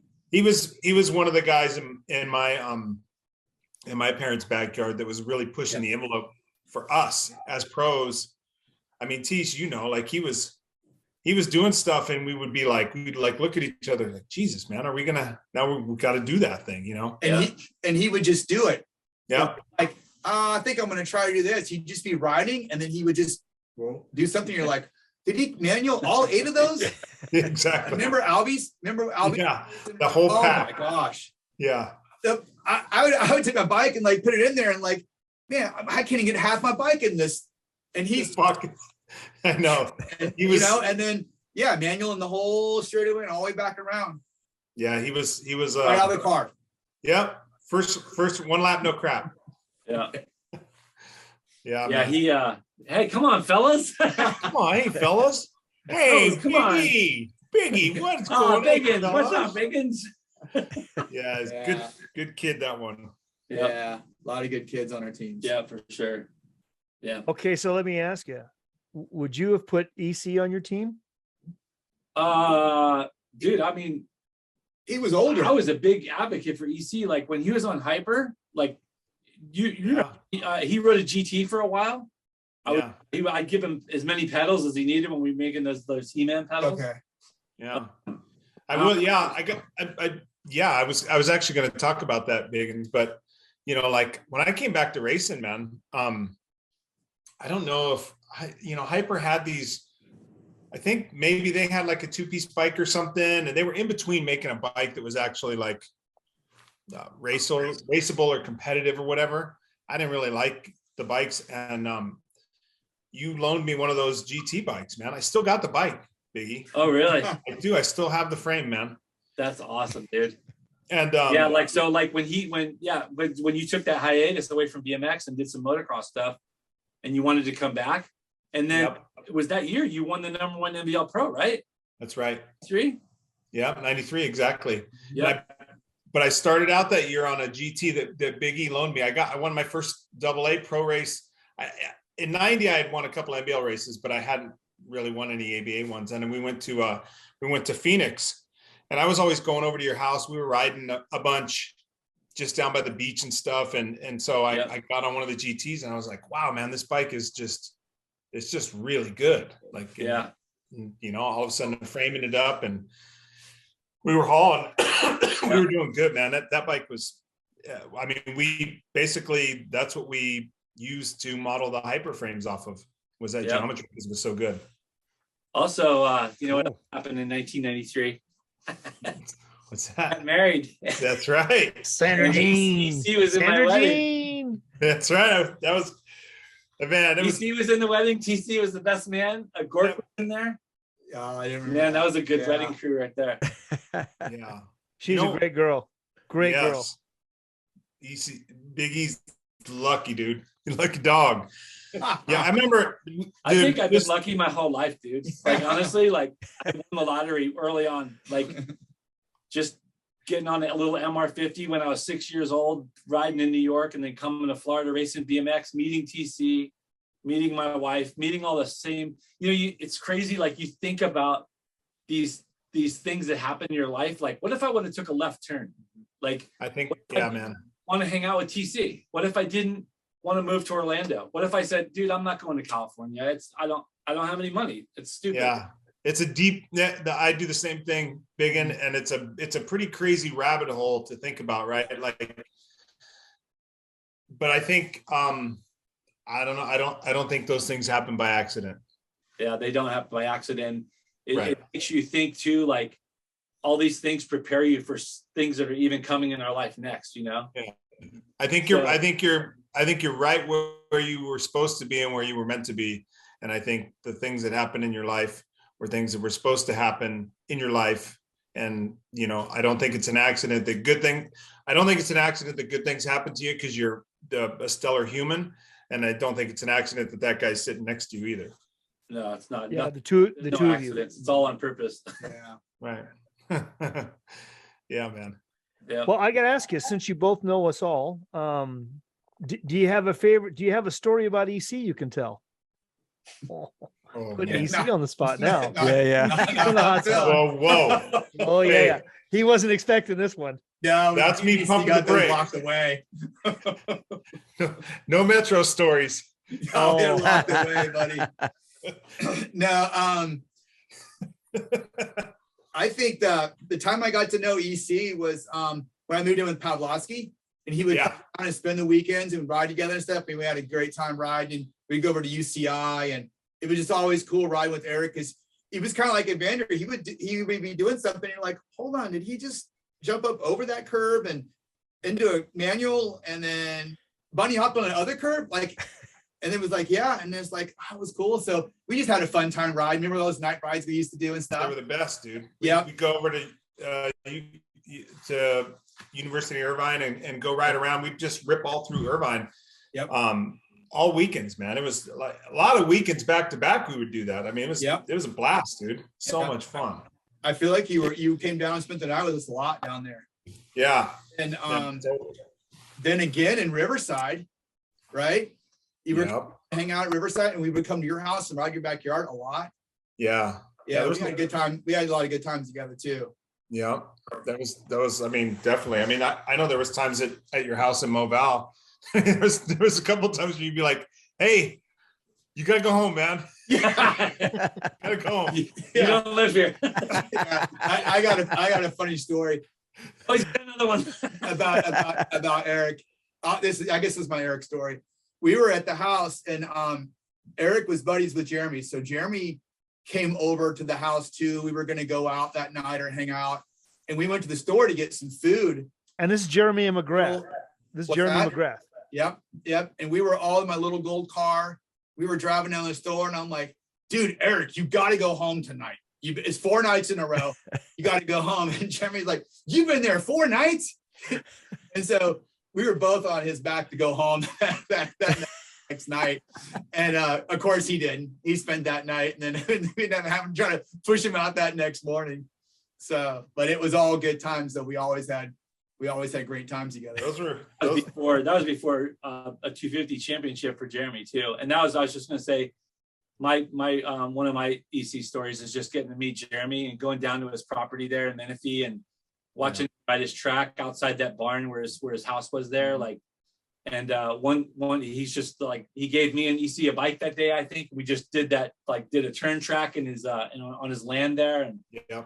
like, dude, that was like probably either 91 or 92 or something like that. He definitely wasn't on a 250 yet. No, I think he was peak. He was on the peak pro circuit stuff. Yeah. Yeah. I think we went together to San Diego to watch him race. Yeah. On the peak team.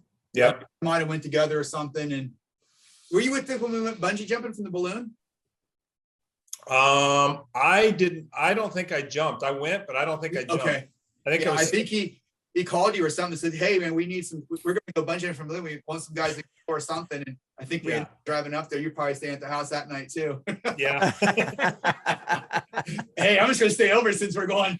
Dude, those nights balloons the next day. Those nights at Metro were late, bro. But that was back to like I remember I think it was, I don't remember the magazine it was in, but Jeremy was on a Brackens because EC was riding the Brackens back then too, before he was riding for Hyper or GT on the GT.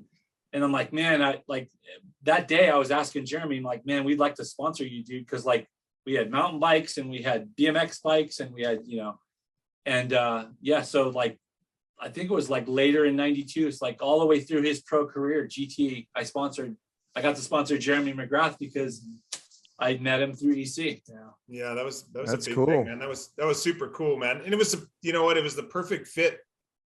It really, what he was doing, right? And that was one of the secrets that people don't know is like Jeremy did a lot of training on his BMX bike, and it showed,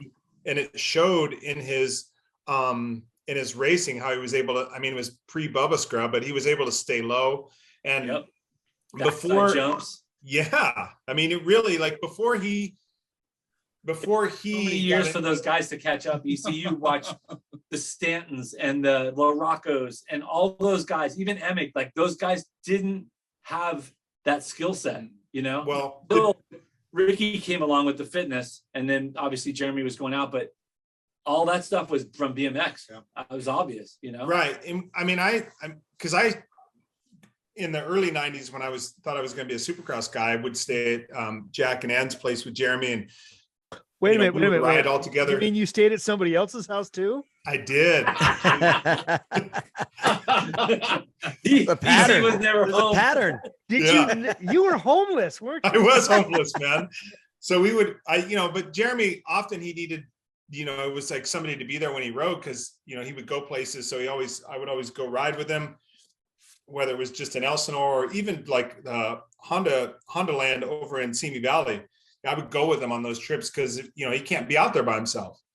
So I mean, I spent a bunch of time with him and talking about his riding and his racing and stuff. And one of the things we discussed is like how I told him like the other guys they're just jumping to get to the other side. Yep. So their goal wasn't to like go through the lip and get on the ground as fast. It was like I have to jump that distance and I want to clear it.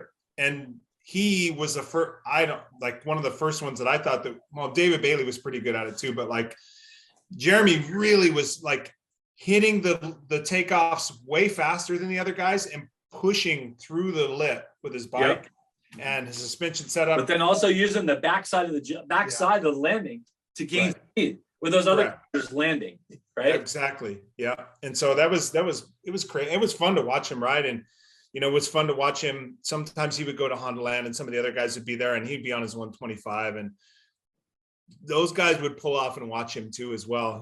Bale was pretty dang good rider as well.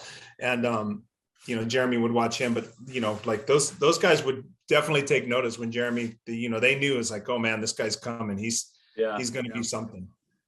So it was for me, that was like, the EC story, like just that connection. I can say like I sponsored Jeremy McGrath from 1993 to 2001.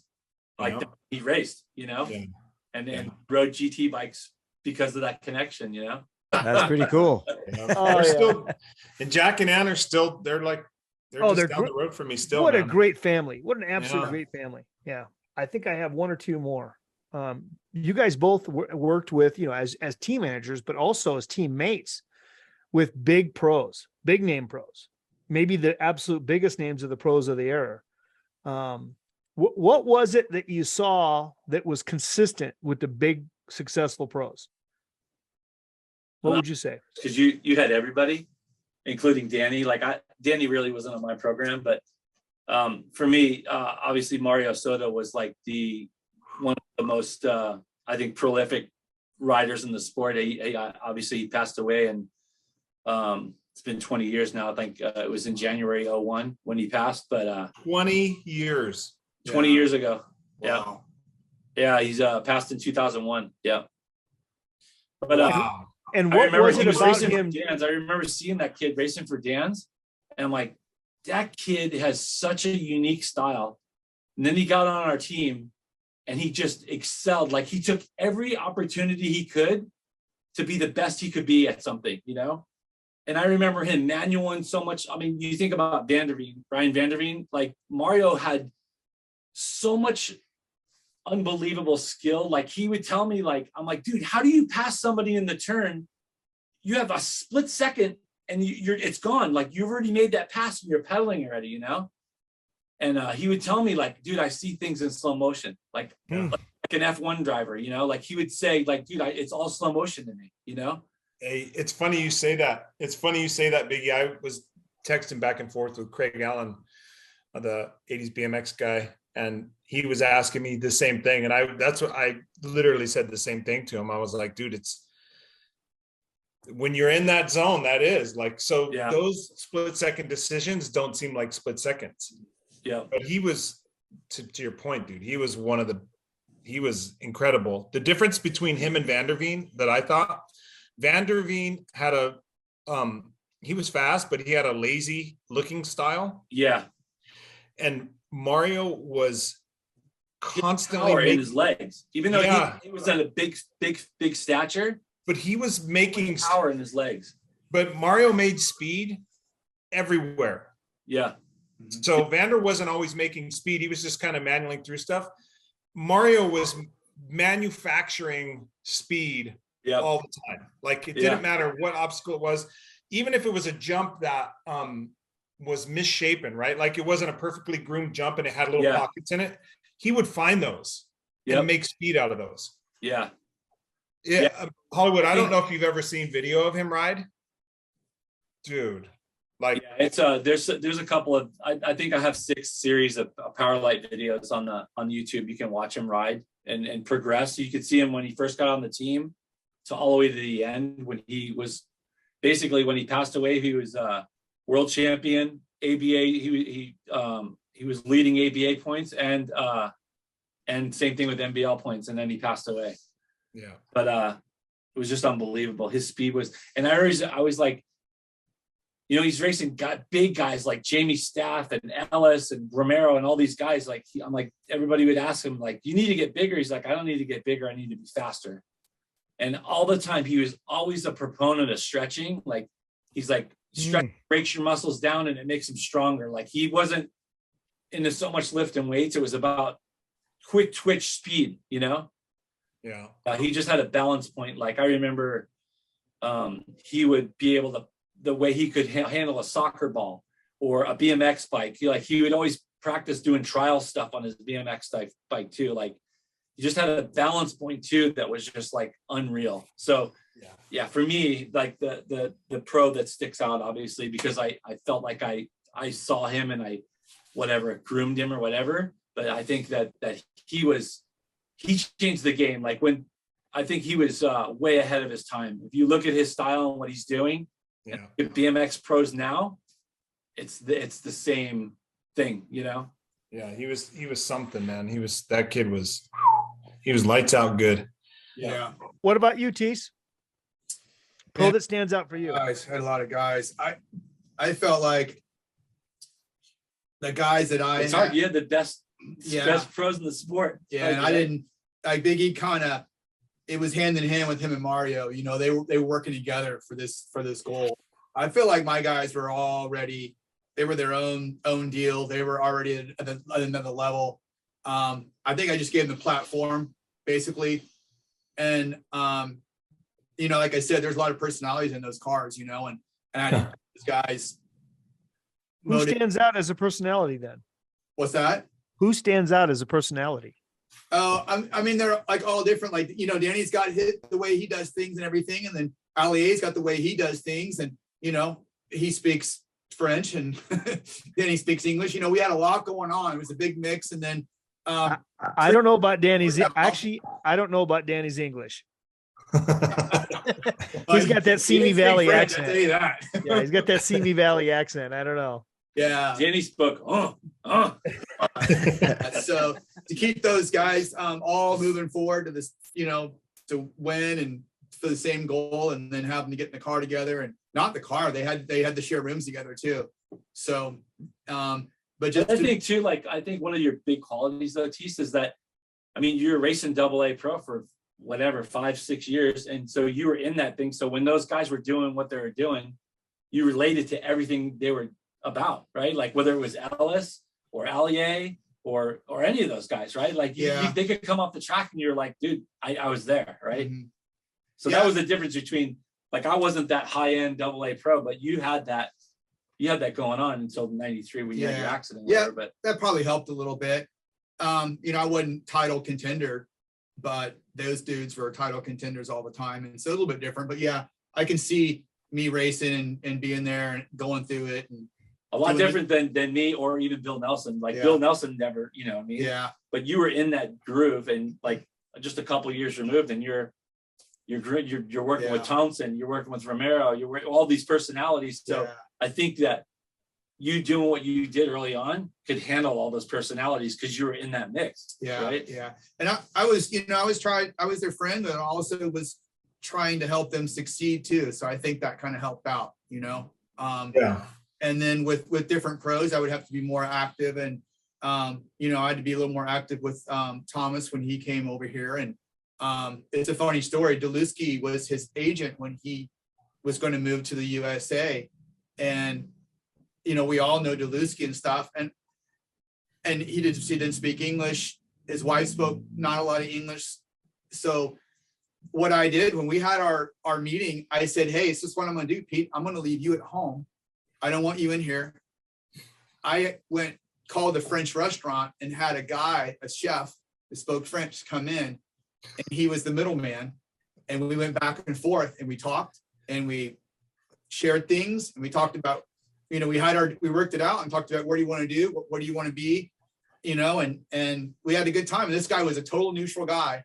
And so and I think we might've called him again or something to communicate, but I kind of wanted to break down that wall, and I wanted to have a neutral party in between us. And that's a great idea. Yeah, that's how we did our deal with Thomas. And was there a lot of wow. Yeah, a lot of that.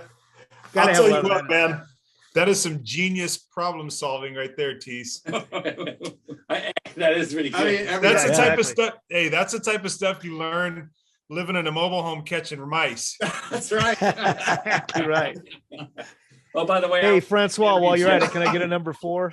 Hey, by the way, I won that championship. I won the mice championship. He got me on the mice. Yeah. Biggie took the title. I got the title. He did. And then I gave TC a bunch of bugs for Thanksgiving and his dinner. Oh my gosh. So good. Well, boys, hey man, no doubt that you're two of our favorites. You're certainly, as two guys go, you're just champs of human beings. Great ambassadors to the sport, great ambassadors to what it is to be a good person. And you've been a great influence on so many kids.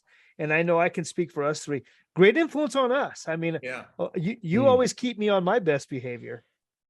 Hey, that's not an easy thing to do. No, that's herding cats. Dude, I'm so like, again, I think, going back to I win the lottery, like get to sponsor Stu Thompson. That's what I was just going to ask you guys. I wanted to hear, you know, I don't know if, I think a lot of people know what you guys do, but what are you guys doing now? Me? Well, I work at Yoshimura. Obviously, you guys know that, but but no, we don't know that. What do you do? About Who's Yoshimura? 5 years ago. No, tell us about it, because I tried to order the number 4 noodle bowl with tempura at Frogtown. So tell us what you do. So I work. I've been there almost 10 years, and the president, which is the grandson of Pop, who started the company, about 5 years ago, I took him mountain bike riding and he just fell in love with it. Yeah. He's an engineer and he's like, I want to make bike parts. And I'm like, are you kidding me? Like, what really? And I'm like, what do you want to make? And he said, I want to make pedals. And I'm like, oh my gosh, I had these flashbacks of jumping off the GT loading dock, bending those He-Man pedals until they wouldn't stop bending. And I'm like, I've done this before. I think I know the first few things that we need to do. And anyway, it just took off. And Yusaku is a really good friend of mine as well as a boss. But I cannot believe, just going back to, like, for me, winning the lottery, like if somebody would have said, you're going to work for a motorcycle company and make bicycle stuff, I would like, there's no way, whatever you're smoking, I need to have some of that, because there's no way that's going to happen. Here I am, it's 2022. And I want to say we probably have the sickest flat pedal out there. And we've got some other stuff coming down the pipe too. But I love my job. I love who I work around. I get to do whatever I want and within reason. And it's just amazing, dude. I have the best life anybody could ever live. So I don't know. That's awesome, man. That's awesome. And again, like, I'm thinking about, like, when Stu was on, when you had him on, I'm like, I get to sponsor Stewart. Like, he came to Yoshimura like 2 weeks ago, and I showed him around and he was just blown away. And I'm like, wow. This is a guy, like, I had him all over my wall. When I was younger, I'm like, Stu, the lever, I had my lever bent like his too, like, he was just an icon of the sport. And here I am putting our pedals underneath his feet. And he's like, dude, these things are awesome. And like, he mentioned you on the podcast. I know, I saw that. He had the shirt on too, dude. I was like, Hey, Biggin, I'll tell you, man, your influence on that. Well, yeah, the owner, first of all, when I got to go to the factory, to go to your guys' office, man, I was blown away as well. And to get to meet the owner and hear the history. And I mean, it just amazing story. But I will say, you can feel your influence on everything in that bike department. It oozes Big E, the marketing, the parts, the dedication, the contagious atmosphere. And when I say that, you create a vibe around you that makes other people want to be a part of that. Yeah. And I appreciate that, EC. Honestly, it means a lot coming from you. I mean, doing what you've done in the sport, whether it was on a BMX bike or a mountain bike or even a dirt bike like that, I think you're one of the most prolific riders that ever been on a BMX bike. And for you to say that, like, I think you're very perceptive. Yeah. And I think for you to say that means a lot to me. Yeah. Because I really, that's my goal. That's my aim, is to feed those people around me, But you can see, Big, and you can see that, right? Like, it's not just with Yoshimura. I mean, I think it's just another chapter in your book of the things that you've done, right? But look at your Powerlite team, man. Yeah. The energy that you had on your Powerlite team, and no offense to you, Tease, but it was different. I know what you're talking about. You're right. Right. There was a different vibe, dude. Like you said, like, speaking to the Whipperman thing that you said, right? You created a whole different vibe and atmosphere where your team did go and get ice cream together, and they did do everything together. That's a direct result of the way you handle your team, your company, your marketing duties, your production of the Yoshimura stuff. Everything that you do comes from who you are, and that's what you bring in, that's what you attract to you, and then the world gets to see what that spits out. Yeah, well, honestly, like, a big part of that DNA is TC. Like, I agree. Going back to the Zelwood thing and doing it differently, like the Zelwood thing was so anti-Knob Hill. And again, just going back to that DNA and just I wanted to do stuff different. And I don't know whatever was in me. It's just like, I always wanted to do stuff 100%, That doesn't mean you don't have fun doing it. It means you're going to have fun and we're going to get it done. Right. And do something different. There's a different path to doing it. And right. again, I think those people that I grew up around me, and I owe a lot to TC, you know, like, Right. I got a lot of that from him. He puts his heart and soul into things like that. And it's like, But You're why right. wouldn't you? Like, it's like, it's infectious. And Yeah. it's, like I said, he's like a big brother, and he's got this attitude, and he puts his heart and soul and stuff. And it's like, what do you mean we can't move to California with no money? Like, let's go. I can tell you, right? It's going to work. How can it not work? in the rarest, you're right, in the simplest of it, guys, if you watch the video footage that Biggie filmed when he was at Powerlite, and you listen, if you just listen to his commentary, you can hear that energy. yeah, You can just the commentating that he's doing, and the other teammates that are standing beside him that are also commenting, yeah, and the energy that there was. It's a little bit different, Tease. You kind of inherited those factory teams from Bill, so those were kind of already set in their way. But Big, you got to basically craft your, you got to mold. And it was like a family. It Yeah, was like a family. yeah. Very much so. And TC's program was much more professional. Why? It was the firm, right? It was the part firm. of a professional winning organization. Yeah. And it had structure to it. And it was not, because I don't want to take away from TC and what he did. I It was agree. just a different It type was of a way. different, It's it was different. a Yeah. different thing. He had his family, he had his thing, and I had my You team. had the New York Yankees and Biggie had had- the Bad News Bears. Yeah, I had guys in Florida. I had the pros that run their own car. I had another car full of amateurs and stuff. It was just a whole different thing. But he created a great team with those kids. And again, putting his heart and soul into that. And the Powerlite brand, right? The Powerlite brand would be nothing if it wasn't for Big E and all the energy he put into that. He made that thing happen at GT. Well, again, yeah, maybe, right? But Todd Huffman says, back in 92 or 93, he's like, hey, you need to run the Powerlite team, because Jack Doherty they wanted to take Powerlite to the next level.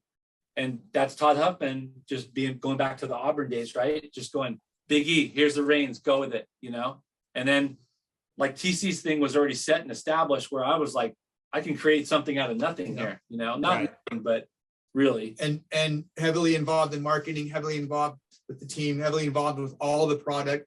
He was everything. He had his hands in everything. And he still does. He still And has a James. big influence on all of our lives. He's Yeah. still our good friend, but he also still impacts our lives. And he's a phenomenal human being and gives back to the sport, and just love Todd Huffman. Great guy. Yeah. Hey, Appreciate that, Mike, for sure. Yeah. so Tease, what are you doing these days? Oh yeah, that's right. We got sidetracked Sorry, I No, it's ran you great. over. last time.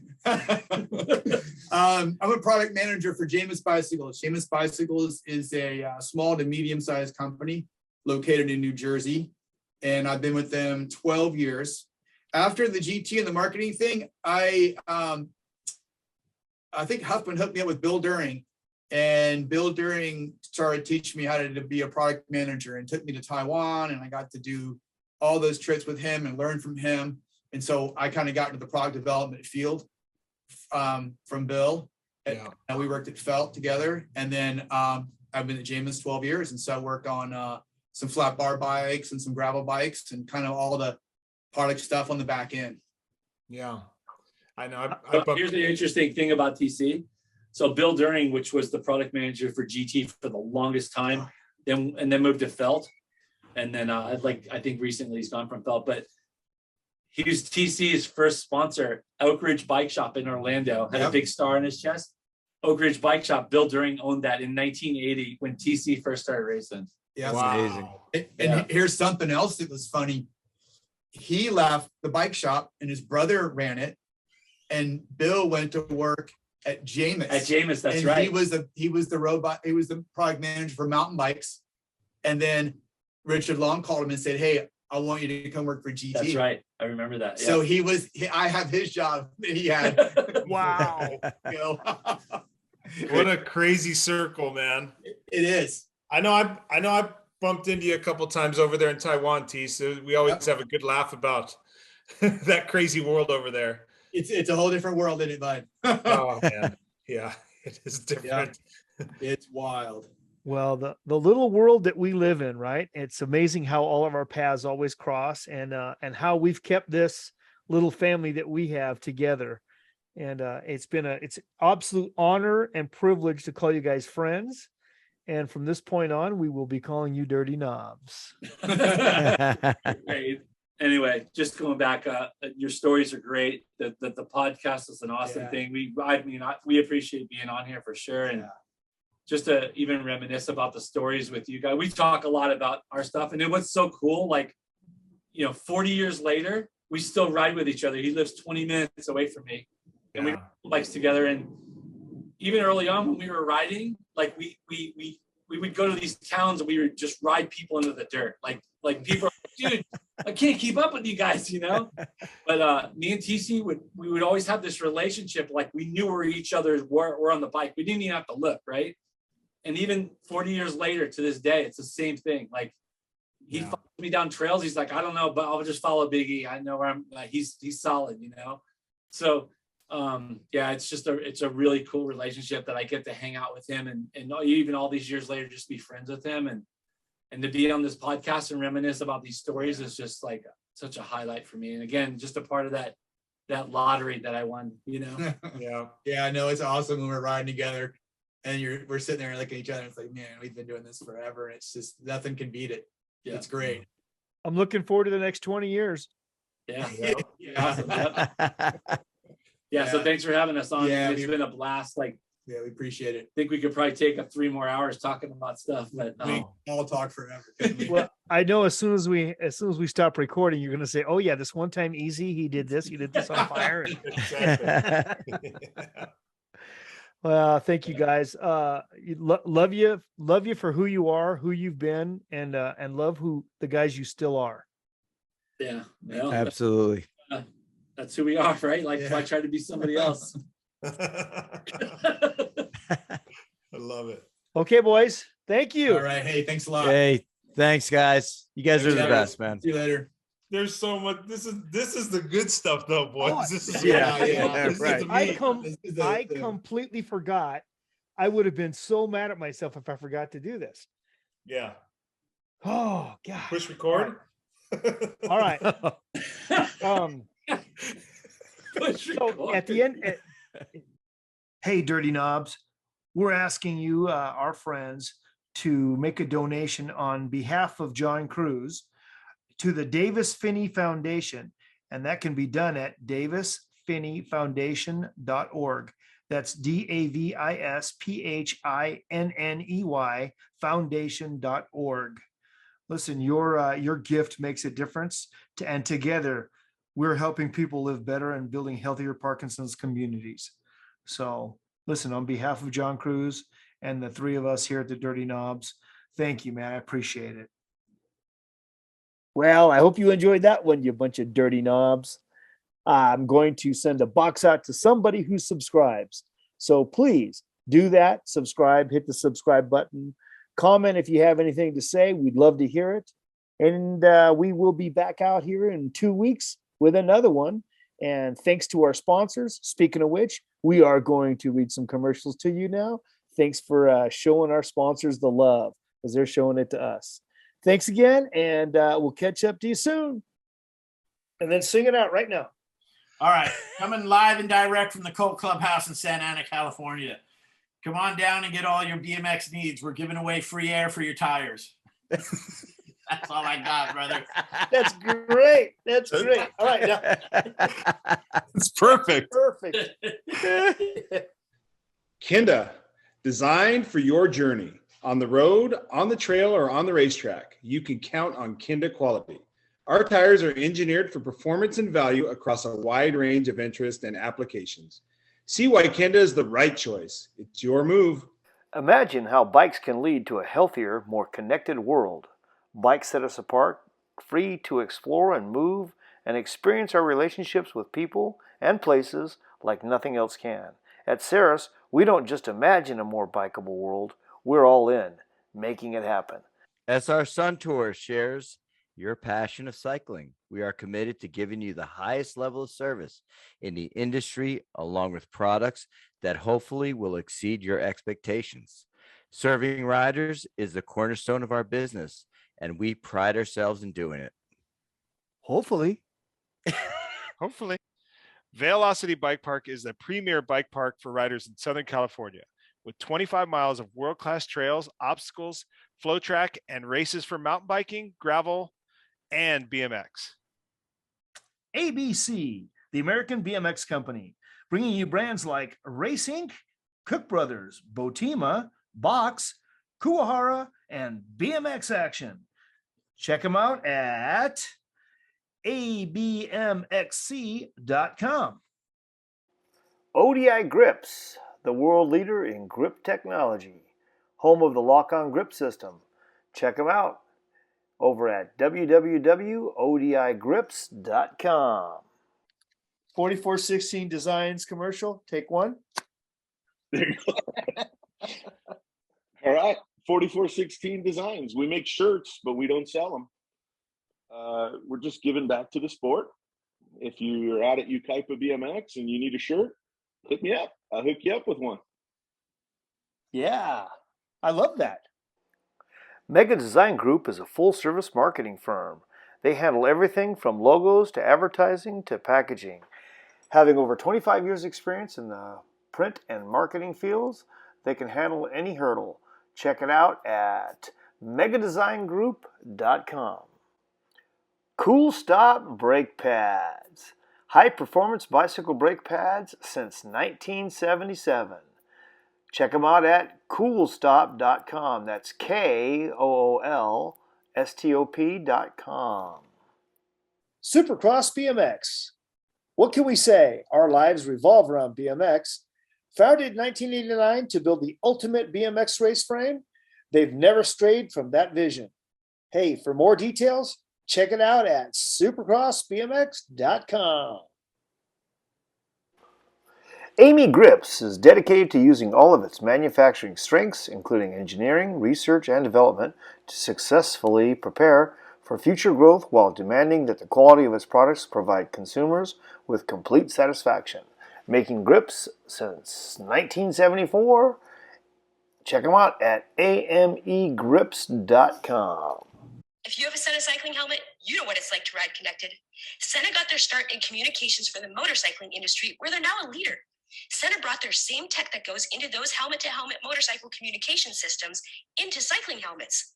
Sena bike helmets have an integrated microphone and 2 speakers hidden right into the shell. Sena helmets connect together on a mesh or Bluetooth network so you can talk to your friends while you ride without shouting over wind noise, even if you're not side by side.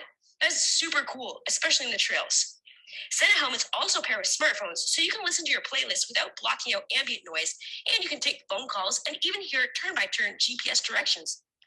Check out the podcasts that we listen to. These are our friends. We wouldn't be here without their help, so give them a check out.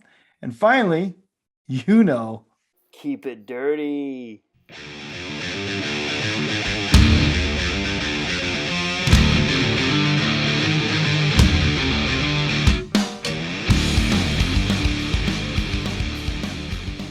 You can't use any of that stuff after we signed off, dude. It's all Oh, yes, I will. too personal. Oh, yeah. No, I use all of it. Oh boy. No, Nah, you won't use it all. no. Hey, Okay, this one time I was with these 3 hookers and TC, and then TC came in wearing a chicken suit. Big E was covered in chocolate pudding. Now we're going to edit this out, but That chicken suit was actually Carter. He was spending the night that night. exactly. You there? So You bad. didn't know. So bad. So I will put probably some snippets in there at the end. It's just some funny stuff. What do you do to your nuggets? You snippets?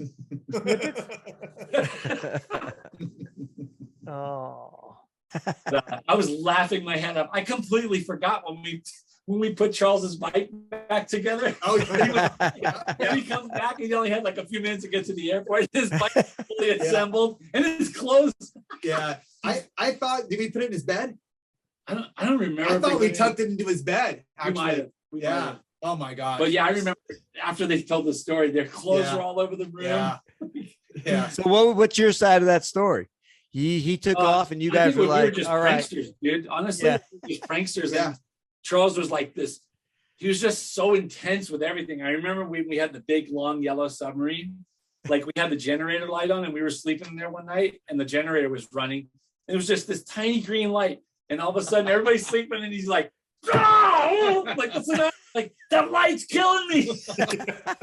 It was this tiny. So he went out and put a sticker over it. He's like, just like, he couldn't see. It's so true Yeah. though, man. It is so Yeah. true. I've roomed with him a lot, and it is so Yeah. true. Yeah, I Charles remember likes quite a things. bit, too. He likes things a certain way. Yes. Yeah. Yeah. JV, how long you been in Miami? I didn't know you were down there. It's like 3 years now. Okay. Yeah. You, Right you about couldn't tell by the Miami wood tone? He might have had his room Dude, updated. those cabinet like pulleys are from 19. I got Standard. some Miami. Yeah. What? That is so sick. Oh my gosh. I got some Miami.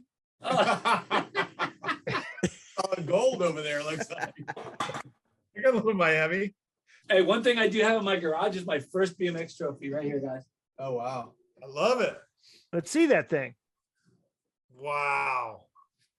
That is Look at Cape that. Coral, NPSA, Cape Coral, What year? 1979, right there. He's got a number. Yeah. Cape Coral. Doesn't even have a BMX guy on it. This is it. No. It's a Doesn't need one. champion. It's a champion. Yeah. I think we all kind of have our first one. I think. got my first BMX trophy. Nice. Yeah. Wow. Corona Raceway Junior High School BMX 2578. Fourth in the semi. Wow. It was a 6-man main. Fourth So in the semi. Everybody, that's a new one for everybody to get the trophy. if you Yeah, get right. if you got fourth in the semi, you got a consolation trophy. Dude, I raced for over 6 months just to get this. Dude. It's the My- first time I made it out of the motos. Hey, dude, but like at Cape Coral, like only first through third got trophies. The rest were ribbons. Yeah. hey, mijo, Yeah, you're no you're good. no good. You know good. You know No, good. You're no good. That's what his dad told him. I was gonna say that's what his His dad. dad Yeah. told him that. My dad left me at the races. He said, "Mijo, you're no good." Damn, harsh. Tough love. That's what That is tough love right there. Tough love. But Dad, he look, I leaves- got a trophy. Mijo, When he fourth leaves, in the semi is no good. Yeah. After you rode home, after you had Yeah. to ride your bike I had to home. ride my 13 miles back to my house on my Damn. BMX bike.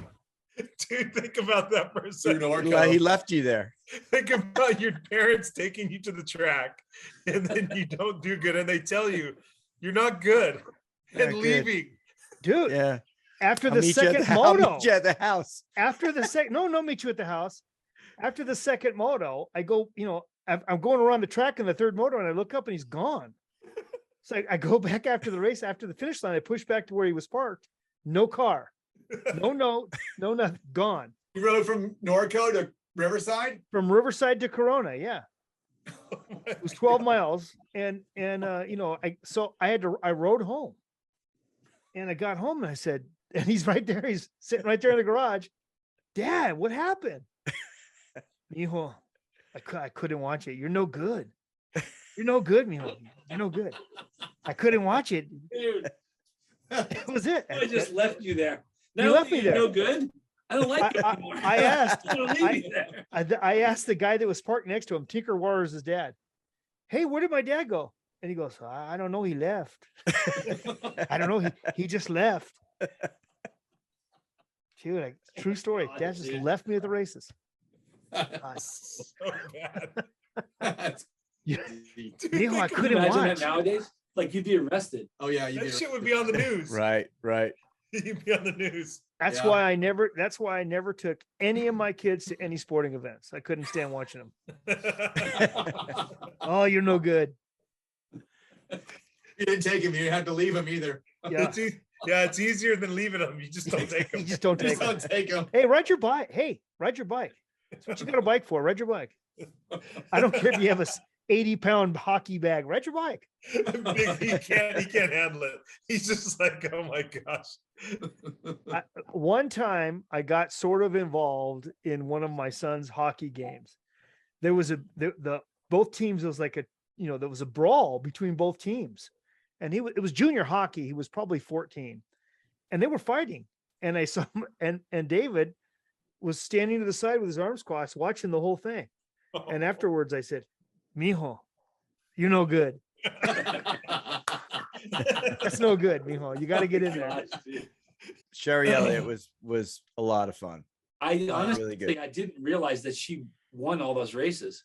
And then she was racing the guys. I remember Eric telling me that story about him and was it Mark Perez. Yeah, Mark Perez. Yeah. So good. Dude, I had no idea. Like my last memory of her was walking in. I was at the NBL Grands in Louisville, and I was at that Waffle House, and her mom walked in, and she had her Skyway gear on, and I thought the president came in. I was like, "That's Sherry Elliott. Look at the blue hands. Oh my It gosh, was the queen. It was the queen. so sick, dude." Dude, her parents After are that, she quit racing. Yep. Her parents are so awesome. Fantastic. It was great to meet them. Mark Lopez just sent a video of her from Nashville when they had NBL Grands at Nashville. Jumping I saw to that doubles. posted. Yep. Yeah. Shut up. Smoking them. Yeah. She wins the girls class. Deanna Edwards was racing her. She jumps to doubles. They're kind of close to each other, and she jumps to doubles and pulls away. But then he sent her another clip where she was in, I think it was the 12-13 Open, and she beats her Skyway teammate. I don't know I don't remember him. And Lito or something. And Jason Griggs in the semi. Jason Griggs didn't make it, dude. She beat him and made the main, and he didn't make it. He was a Hutch factory rider. We should have him on next week and ask him about that. And Sherry Elliott. Hey, I don't think she ever beat me. Nope. She got taken out. She didn't beat Mark Perez either. That's right. Wow. Hold on. I can't believe it. Go ahead. I can't believe it, dude. I can't believe what I'm hearing over here. What happened with those hot dogs, Mike? Oh, my wife, when we first moved to Arizona, my wife got a job at Costco. And sometimes she'd catch me. I would just go in and buy hot dogs and a hot dog, and I wouldn't say hi to her. I just go in and order hot dogs and eat a hot dog and leave. And she'd catch me. It could get worse. Yeah, I just stand there to be mustard all over my face. She wouldn't We saw introduce you me. with the When she saw me, she wouldn't introduce me to any of their coworkers because I'd have 2 hot dogs. We saw you at the gas station with a hot dog in Prescott. See that? That's Remember right. that? I forgot about that. Then we were driving, we had dinner one night, and the next day we went to see some guy and come back. And Jen's like, "Hey, there's your buddy." I look over and you're pumping gas and you got a hot dog. Yeah, we pulled in and visited. It was great. This right here, you know what you call this in the business? Riveting content. Yeah. Look at that. How many? It was 28 countries or 20 countries? Dude, I feel bad. I can tell you how many countries give a shit.